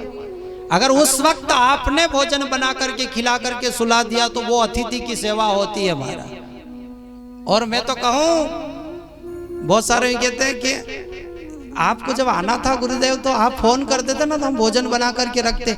अगर फोन करके जो आता है वो मेहमान होता है, और जिसके आने की कोई तिथि निश्चित नहीं है उसको अतिथि कहते हैं, और उसकी सेवा करो तो भगवान राजी होता है। और बहुत सारे पतिदेव की इच्छा होती है कि मैं गुरुजी को घर पे चाय नाश्ता के लिए ले जाऊं, लेकिन महाराज पत्नी को नहीं पूछे और गुरुदेव ले जाए तो घर में शाम को विने रोटी नहीं देवा पड़ा उसको रोटी नहीं देते। कहते कि आपको मेरे को पूछना तो चाहिए था, इन महाराज जी को लेकर के आए, अब यहाँ ठामड़ा कौन धोएगा, ये बर्तन कौन साफ करेगा। मैं तो कहूँ कि हो सके तो अतिथि की सेवा करना, और नहीं हो सके न आपकी रोटी बनाने की इच्छा नहीं हो तो एक झाड़ू ले लेना, न एक बेलन ले लेना, और जैसे ही मेहमान आए तो जोर जोर से चिल्लाना चालू कर देना। तो वो मेहमान देखेगा गाना दो ही मन कर तो लड़ाई चल रही, चलो अपन कहीं दूसरे घर देखेंगे। तो ये उपाय भी मैं आपको बताते जा रहा हूँ संग में संग। इसलिए जीवन में अतिथि का सेवा करना, अतिथि का सत्कार करना, तो भगवान कृष्ण ने कहा कि जो भी अतिथि का भव्य स्वागत करेगा उसके जीवन में कभी लक्ष्मी और अन्न धन की कमी नहीं रहेगी। ये मेरा आशीर्वाद है सब। अब यहाँ से आगे गए तो एक 3 जगह से टेढ़ी एक काली साड़ी पहन करके घूंघट निकाल करके हाथ में चंदन का कटोरा लेकर के जा रही थी। भगवान ने आवाज लगाई, ए सुंदरी। उसने कहा कि इस मथुरा में मुझे कोई सुंदरी नहीं कहता, और ये सुंदर कहने वाला कौन है? पीछे मुड़ करके देखा तो कौन थी वो? इसका नाम कुब्जा। 3 जगह से टेढ़ी चंदन का कटोरा लेकर के जा रही है। कुब्जा की आंखों में आंसू आ गए। भगवान, मैं आपको सुंदर कहां से दिखी? मैं काली हूं, कलीटी हूं, 3 जगह से टेढ़ी हूं, मेरे दांत निकल रहे हैं, कहां से सुंदर? भगवान कहता है कि मैं ऊपर की सुंदरता को नहीं देखता, मैं मन की सुंदरता देखता हूं। और तू भले ही ऊपर से कुरूप है, लेकिन तेरा दिल साफ है। क्या लेकर के जा रही हूं? बोले महाराज, मेरे हाथ का घिसा हुआ चंदन कंस को अति प्रिय होता है, इसलिए मैं कंस के माथे पर चंदन का टीका लगाने जाती हूँ। लेकिन आज से ये चंदन मैं तुम्हारे लिए लाऊंगी। कुब्जा ने माथे पर चंदन लगाया, किसके? भगवान के। भगवान ने ये वाली उंगली उस कुब्जा के थोड़ी पर लगाई और जोर से झटका दिया। जो 3 जगह से टेढ़ी थी वो वास्तव में विश्व सुंदरी हो गई। सब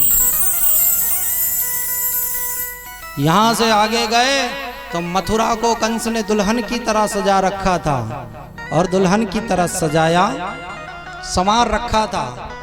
और आगे गए तो महाराज, गोपियां कह रही है कि हमारे संग में रास लीला करने वाला आ रहा है।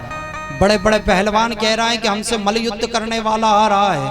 कोई सखा कह रहा है कि हमारे संग में रास, हमारे संग में खेलने वाला आ रहा है। सब अलग अलग भाव व्यक्त कर रहे हैं। के मल्लानाम मसननाम नरवर स्त्रीणाम स्मरो मूर्तिमान गोपानां स्वजनो सतां क्षितिभुजां शांता स्वपित्रो शिशु मृत्युर्भोजपतिर्विराट विदुषा तत्त्वं परं योगिनां वृष्णोणां परदेवते विदितोरंकं गतं साग्रजा। यानी कि जाकी रही भावना जैसी प्रभु मूर्ति देखी तिन तैसी। जैसी जिसकी भावना थी, मथुरा में भगवान ने उसको वैसा दर्शन दिया। आगे गए तो एक कुवलिया पीड़ हाथी आया, जिस हाथी के अंदर 10,000 हाथियों की ताकत थी। भगवान ने पकड़ा, अनंत आकाश में घुमाया, उसका भी उद्धार कर दिया। लाखों की संख्या में सेना थी, उसका बलराम जी ने एक ही बार में सफाया कर दिया। अब आगे गए तो कौन आया? मुष्टिक और चाणूर और कृष्ण और बलराम मल युद्ध करने लगे। तो भगवान कृष्ण कहते हैं, चाणू तेरी उम्र इतनी बड़ी है, तू 45 साल का, मुझसे वजन में भी बड़ा, उम्र में भी बड़ा, और मैं तुझसे छोटा। चाणूर कहता है, तू छोटा है? अरे तूने तृणावत को मारा, बकासुर को मारा, धेनुकासुर को मारा, कालिया नाग को ना था, और तू अब भी कहता है तू छोटा है? अरे तू तो बड़ा है रे बड़ा। भगवान कहता है कि बस यही तो चाहता हूं मैं, कि जीव यूं कहे कि ईश्वर बड़ा और मैं छोटा, तो मैं उसका उद्धार करता हूं। अब मैं तेरा उद्धार जरूर करूंगा। और युद्ध हुआ, भगवान ने कृष्ण और चारों मुष्टिक का बलराम का युद्ध होता है, और अंत में दोनों का उद्धार। और भगवान ने दौड़ते हुए गए, पलक झपकते गए और धनुष को पकड़ा, उठाया और तोड़ डाला महाराज। और जैसे ही धनुष टूटा तो कंस को बात याद आ गई कि जो धनुष को तोड़ेगा वो तुझे नहीं छोड़ेगा महाराज, तुझे नहीं छोड़ेगा। दौड़ता हुआ कंस ने 27 कदम आसन ऊपर लगाया और दौड़ता हुआ गया। देखा तो कंस कहता, सैनिकों रोको इसको, सैनिकों रोको। और भगवान गए, केस पकड़े कंस के, घसीटता हुआ नीचे लाया।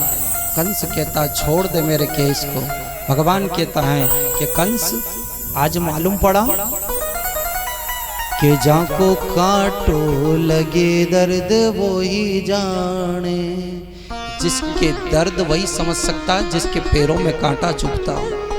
मेरी माँ देवकी के तूने केस पकड़े थे, उस दर्द का एहसास आज तुझे होना चाहिए। कंस कहता, छोड़ दे। और अंत में भगवान कृष्ण कंस के वक्षस्थल पर चढ़ गए और 3 मुष्टिक प्रहार किया। कंस को खून की उल्टियां हो गई और अंत में भगवान कंस का उद्धार करते हैं। बोलो कृष्ण कन्हैया लाल की। उसी प्रकार से आज यहाँ पर मथुरा के लोग बहुत सुंदर भाव से आज कृष्ण के भजनों को गाते हैं कि लगन जो तेरी लागी मैं दीवानी हो गई। सभी मथुरा के लोग भाव से गा रहे हैं। और क्या?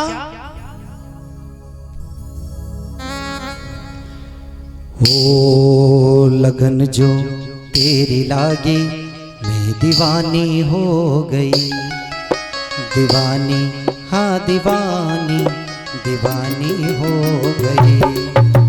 लगन जो तेरी लागी मेरी दीवानी हो गई, दीवानी हाँ दीवानी, दीवानी हो गई हो तेरे नाम से।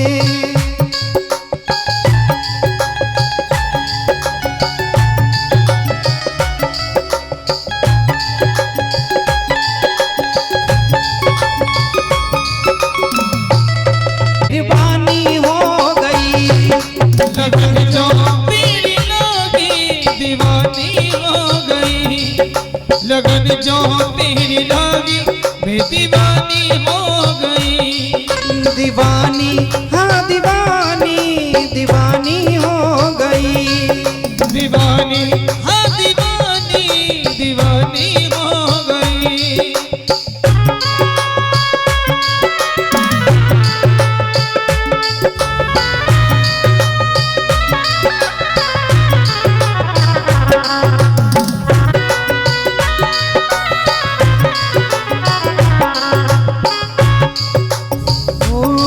तेरा रूप समन में समाया,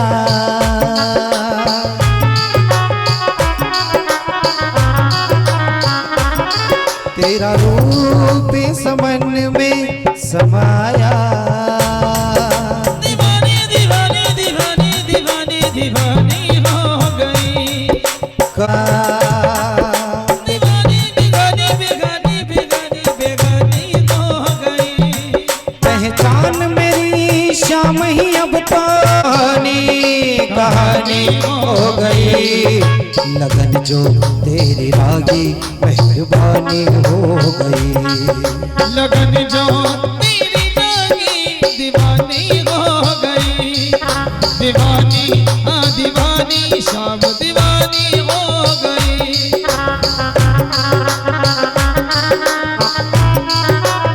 जय हो।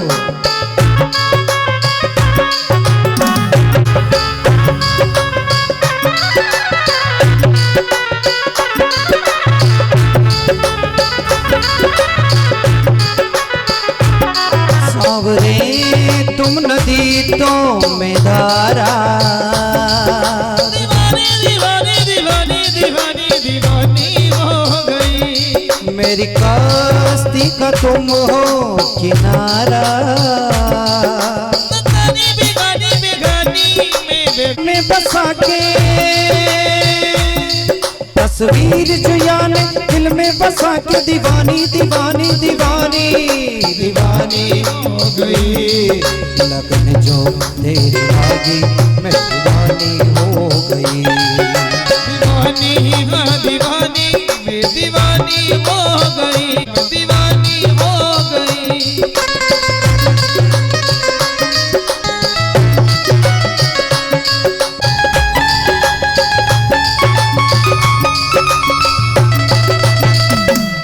कहते हैं सांवरे की मेहरबानी हो गई, कहते हैं सांवरे की मेहरबानी हो गई,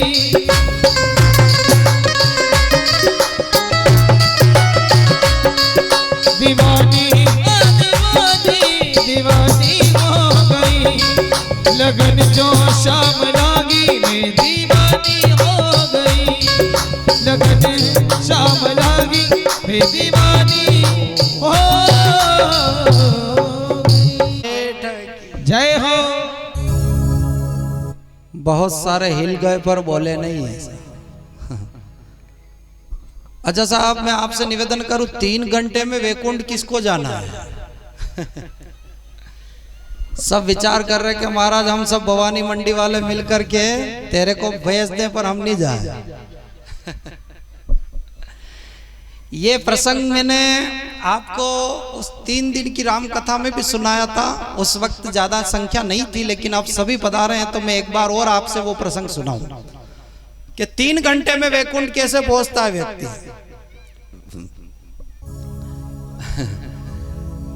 मात्र 3 घंटे। अब आप सभी ध्यान से सुनना। हाँ, आप सब आपस में बातें कर लो और बातें खत्म हो जाए तो मेरे को कह देना, है ना, क्योंकि कथा तो हर साल ही हो रही, बातें कब होगी? बहुत सारे तो मासी मलनो करी रहा, कोई लाड़ी रे हाथ फेरी रो मुंडा पहने, कोई गाल फेरी रो ने कोई कह रही का तू घनी कारी वही नहीं सी है ना। तो ये मासी मलना और बुआ जी जितनी भी बैठी इन सभी बुआ जी को मेरा प्रणाम है, और जो यहाँ पर जोड़े से बैठे उनको मेरा जोड़े से प्रणाम है, और जो यहाँ कुंवारे बैठे उनको मेरा इलू इलू, और जो किसी वंश घर पे लड़ाई करके आकर के बैठा है तो उसको भी मेरा वंदन है। तो आप सभी थोड़ा सा ध्यान दें, बोलो कृष्ण कन्हैया लाल की। कथा में ज्यादा भीड़ किसकी आती है बोलो?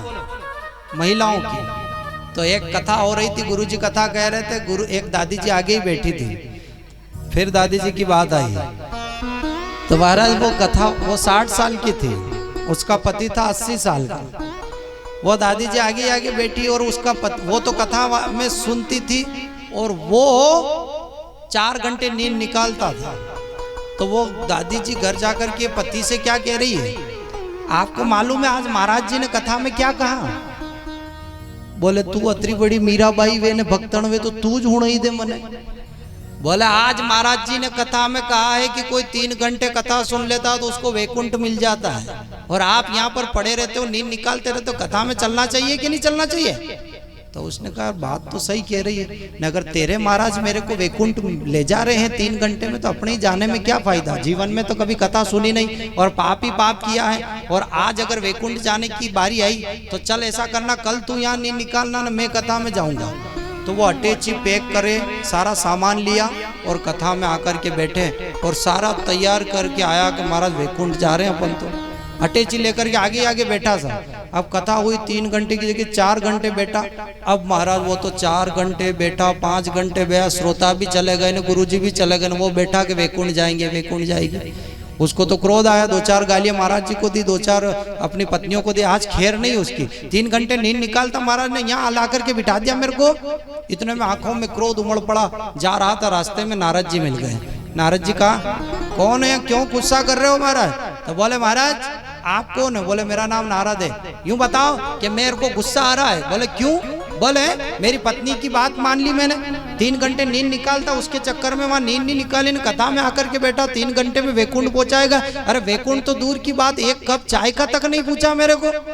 वैकुंठ कौन सा वैकुंठ है? कौन सा वैकुंठ? आप कौन हो? बोले मेरा नाम नारद जी है। अच्छा क्या चाहते हो? सत्संग क्या होता, सत्संग की महिमा क्या होती है? तो बोले 3 घंटे कोई सत्संग सुन लेता है, हाँ आने दो, 3 घंटे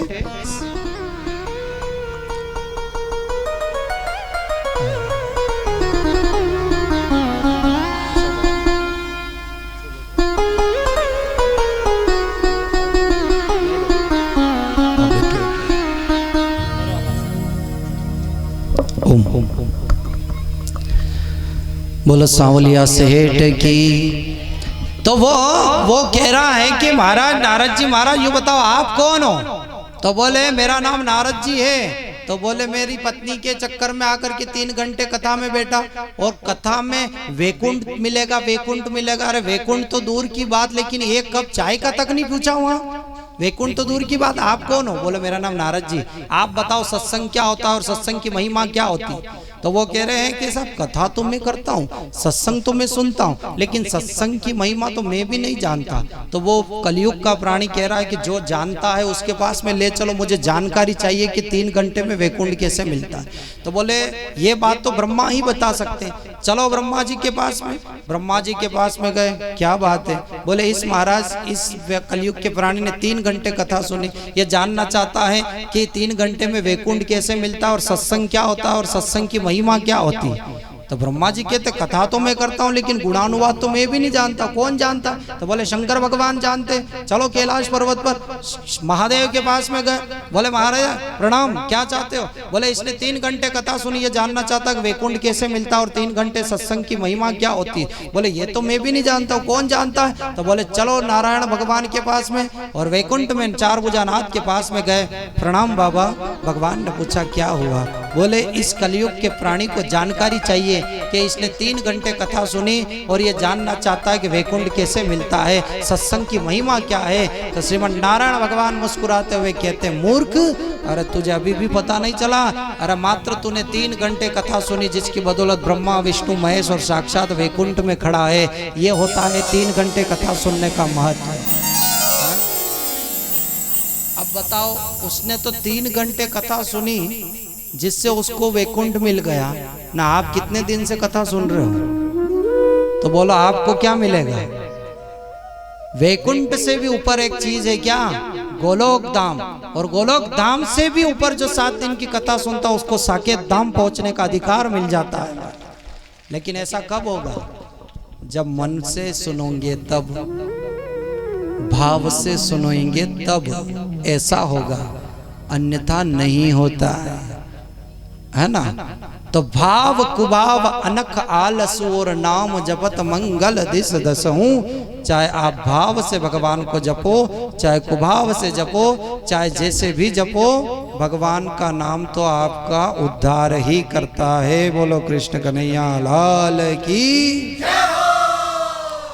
भगवान का नाम तो उद्धार ही करेगा कि नहीं करेगा?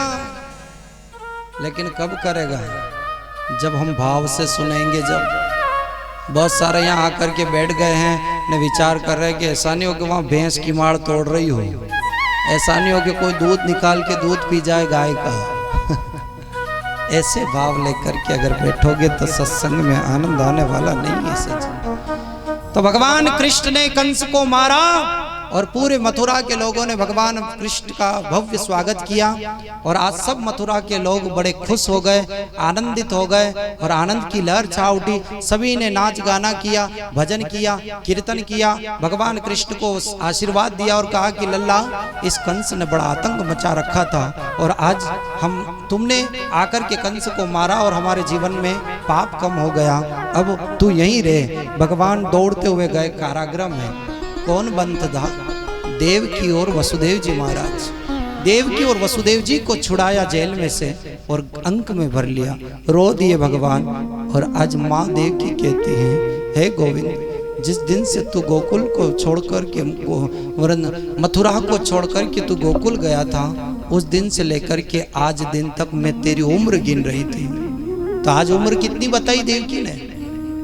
कि तू आज 11 वर्ष और 56 दिन का तू हो गया है। बताओ, एक माँ, पहले कोई कैलकुलेटर नहीं था, ना ही कोई पेन था, सिर्फ उंगलियों पर गिन रही थी कि आज मेरा कन्हैया इतना बड़ा हो गया, इतना बड़ा हो गया। और आजकल की मम्मी पापा को अगर 3 लड़के हो और रात की 12 बजे उठा करके पूछ लें कि बीच वाले बेटी का क्या नाम है, तो वो पति का नाम बता देगी पर नाम भूल जाएगी।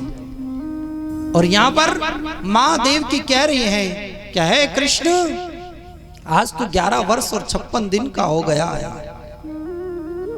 भगवान कृष्ण कहते हैं, माँ तुझे इतना तक याद है? ये दुनिया के लोगों को कुछ याद नहीं रहता और तुझे इतना तक याद है? मैं छुड़ा नहीं पाया ना माँ तुझे, मुझे क्षमा कर देना। लेकिन आज के बाद में मैं तुझसे कभी दूर नहीं जाऊंगा, मैं तुझसे कभी दूर नहीं जाऊंगा। इतना आशीर्वाद दिया और उग्रसेन महाराज को मथुरा का राजा बनाया। उग्रसेन जी महाराज को राजगद्दी दे दी और अंत में सब आनंद से रहने लगे। और आज वसुदेव जी महाराज ने सोचा कि मेरे कृष्ण और बलराम धीरे धीरे 12 वर्ष 13 वर्ष के हो गए, तो अगर 13 वर्ष का बेटा हो जाता तो उसको यज्ञोपवीत संस्कार करना चाहिए। हिंदू किसको कहते हैं? हिंदू की क्या पहचान है? हिंदू की पहचान 3 चीज है। क्या? एक तो सीखा, यज्ञोपवीत और माथे पर तिलक। और ये 3 चीज ही इंसान नहीं करता। अगर किसी को यूं कह दे कि पूजा हो रही है धोती पहन लो तो शर्म आती है। नहीं महाराज, धोती पहनूंगा मैं? हैं? धोती का क्या मतलब है? जो पापों को धोती है उसको धोती कहते हैं। सज्जनों, स्नानम दानम तपो होमो देवता पितृकर्म च तत्सर्वम निष्फलम यति ललाटे तिलकम बिना। अगर ललाट पर तिलक नहीं है तो किया हुआ स्नान, दिया हुआ दान, किया हुआ धर्म, किया हुआ कर्म, ये सब निष्फलम यति ललाटे तिलकम बिना।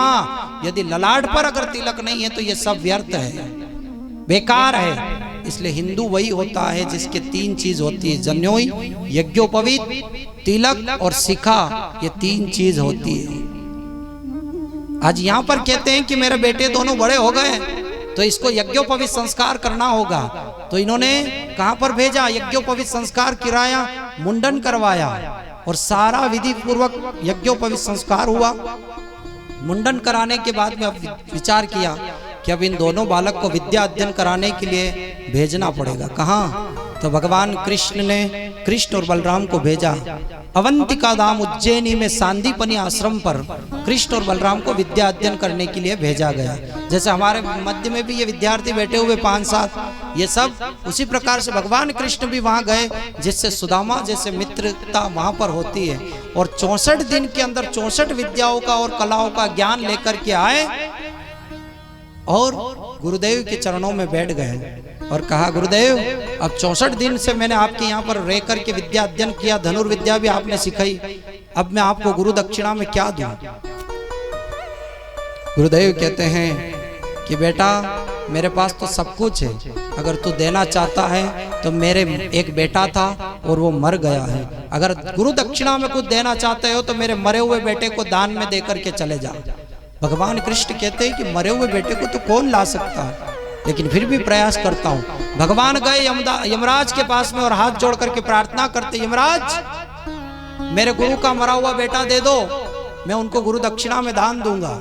गए, मरे हुए बेटे को लाकर के सौंपा गुरु जी को और सौंपने के बाद में आशीर्वाद लिया, प्रणाम किया और यहाँ से शंख, एक पांचजन्य नामक एक राक्षस आया, उसके पास में पंचजन्य नामक एक शंख था, भगवान ने उसको मारा, वो पंचजन्य नामक शंख लेकर के आए और वही शंख महाभारत के युद्ध में बजाते हैं भगवान, और लेकर के दक्षिणा देकर के भगवान कृष्ण और बलराम दोनों पधार जाते हैं। कहाँ पर? मथुरा में। और आज प्रणाम किया, बेटे में बुद्धि आई या नहीं आई इसकी परीक्षा करनी हो तो वो अगर आकर के अगर आपके माँ बाप को वंदन करता है तो समझ जाना कि इसमें कुछ संस्कार आए हैं। और अगर पढ़ाई करने के लिए आपने अमेरिका भेजा, इंग्लैंड भेजा और अगर फिर भी जीवन में ज्ञान नहीं आया तो समझ जाना कि वो संस्कृतहीन पढ़ाई है, वो पढ़ाई किसी काम की नहीं है। इसलिए पढ़ाई भी कराओ और संस्कारवान वाली पढ़ाई कराओ।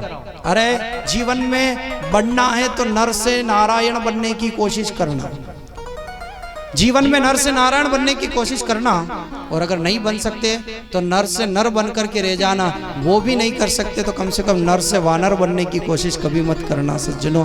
नर से नारायण बनो, नर से नर बनो, लेकिन नर से वानर कभी मत बनो। यही भागवत की कथा कहती है, यही शिक्षा देती है। कथा क्या है?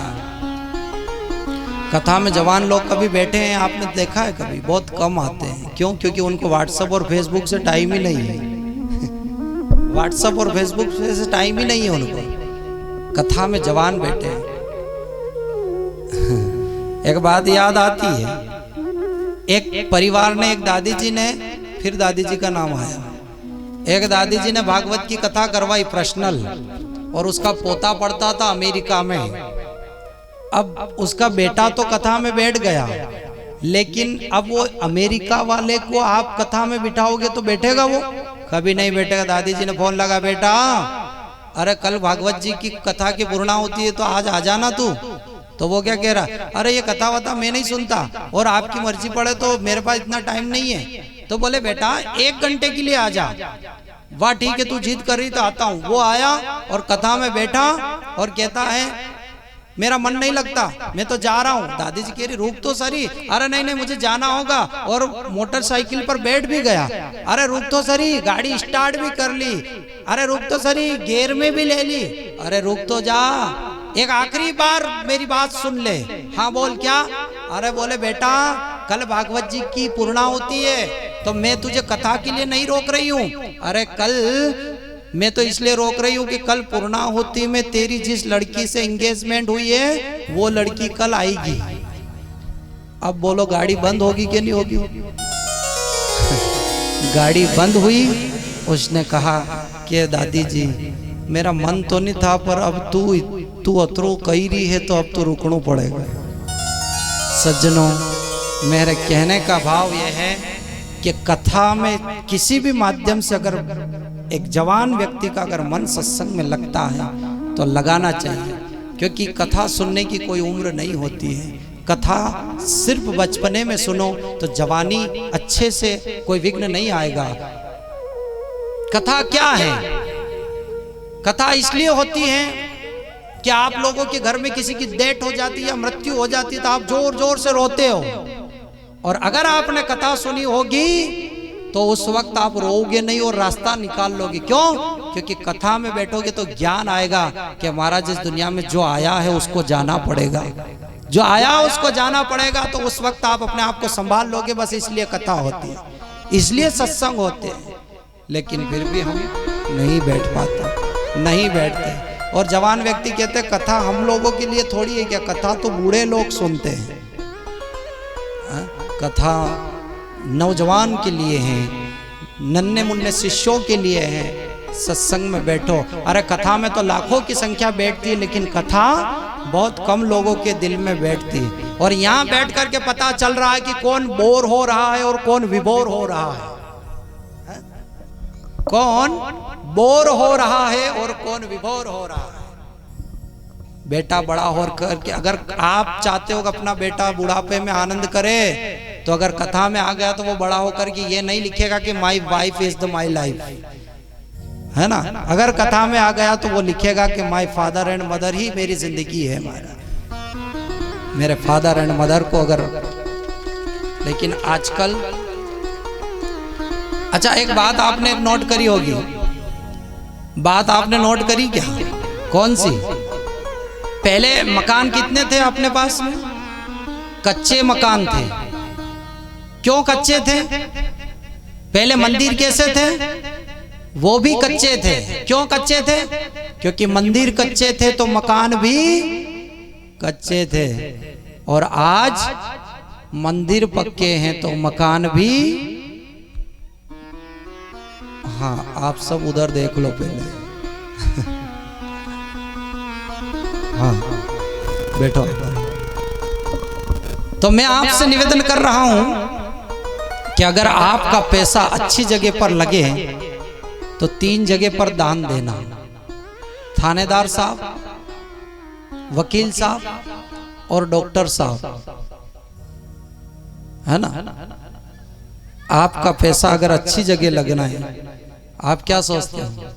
जो यहाँ दान नहीं देता उसके 3 जगह 3 साहब पैसे ले जाते। कौन कौन?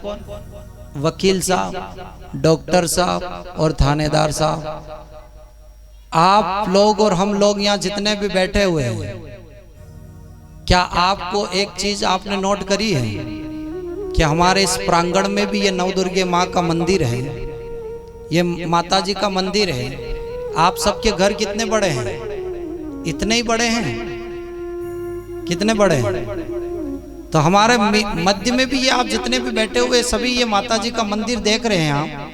अगर आप लोग चाहते हो कि ये मंदिर की भव्यता आए, ये मंदिर की शुरुआत हो और मंदिर बड़ा बने, तो इस मंदिर को उठा करके एक जगह लाया जाए ताकि ये सर्व समाज के लिए ये पूरी धर्मशाला, ये पूरा ये प्रांगण हो जाए, ताकि इसको भी शुभ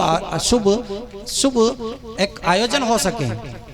आपकी तालियां से मालूम पड़ रहा है कि महाराज नहीं बनाना, और अगर बनाना चाहते हो तो एक बार बोलना पड़ेगा, बोलो नवदुर्गे माता की। तो ये जितने भी दानदाता बैठे हुए जीवन में खूब कमाया, क्या हीरे क्या मोती पर क्या करो यारो, कफन में जेब नहीं होती। अगर आप चाहते हो कि आपके घर में जो घर छोटा था, पहले मकान कच्चे थे, क्यों? क्योंकि मंदिर कच्चा था इसलिए मकान भी कच्चे थे, और आज मंदिर पक्के बन गए तो आपके मकान में भी टाइलें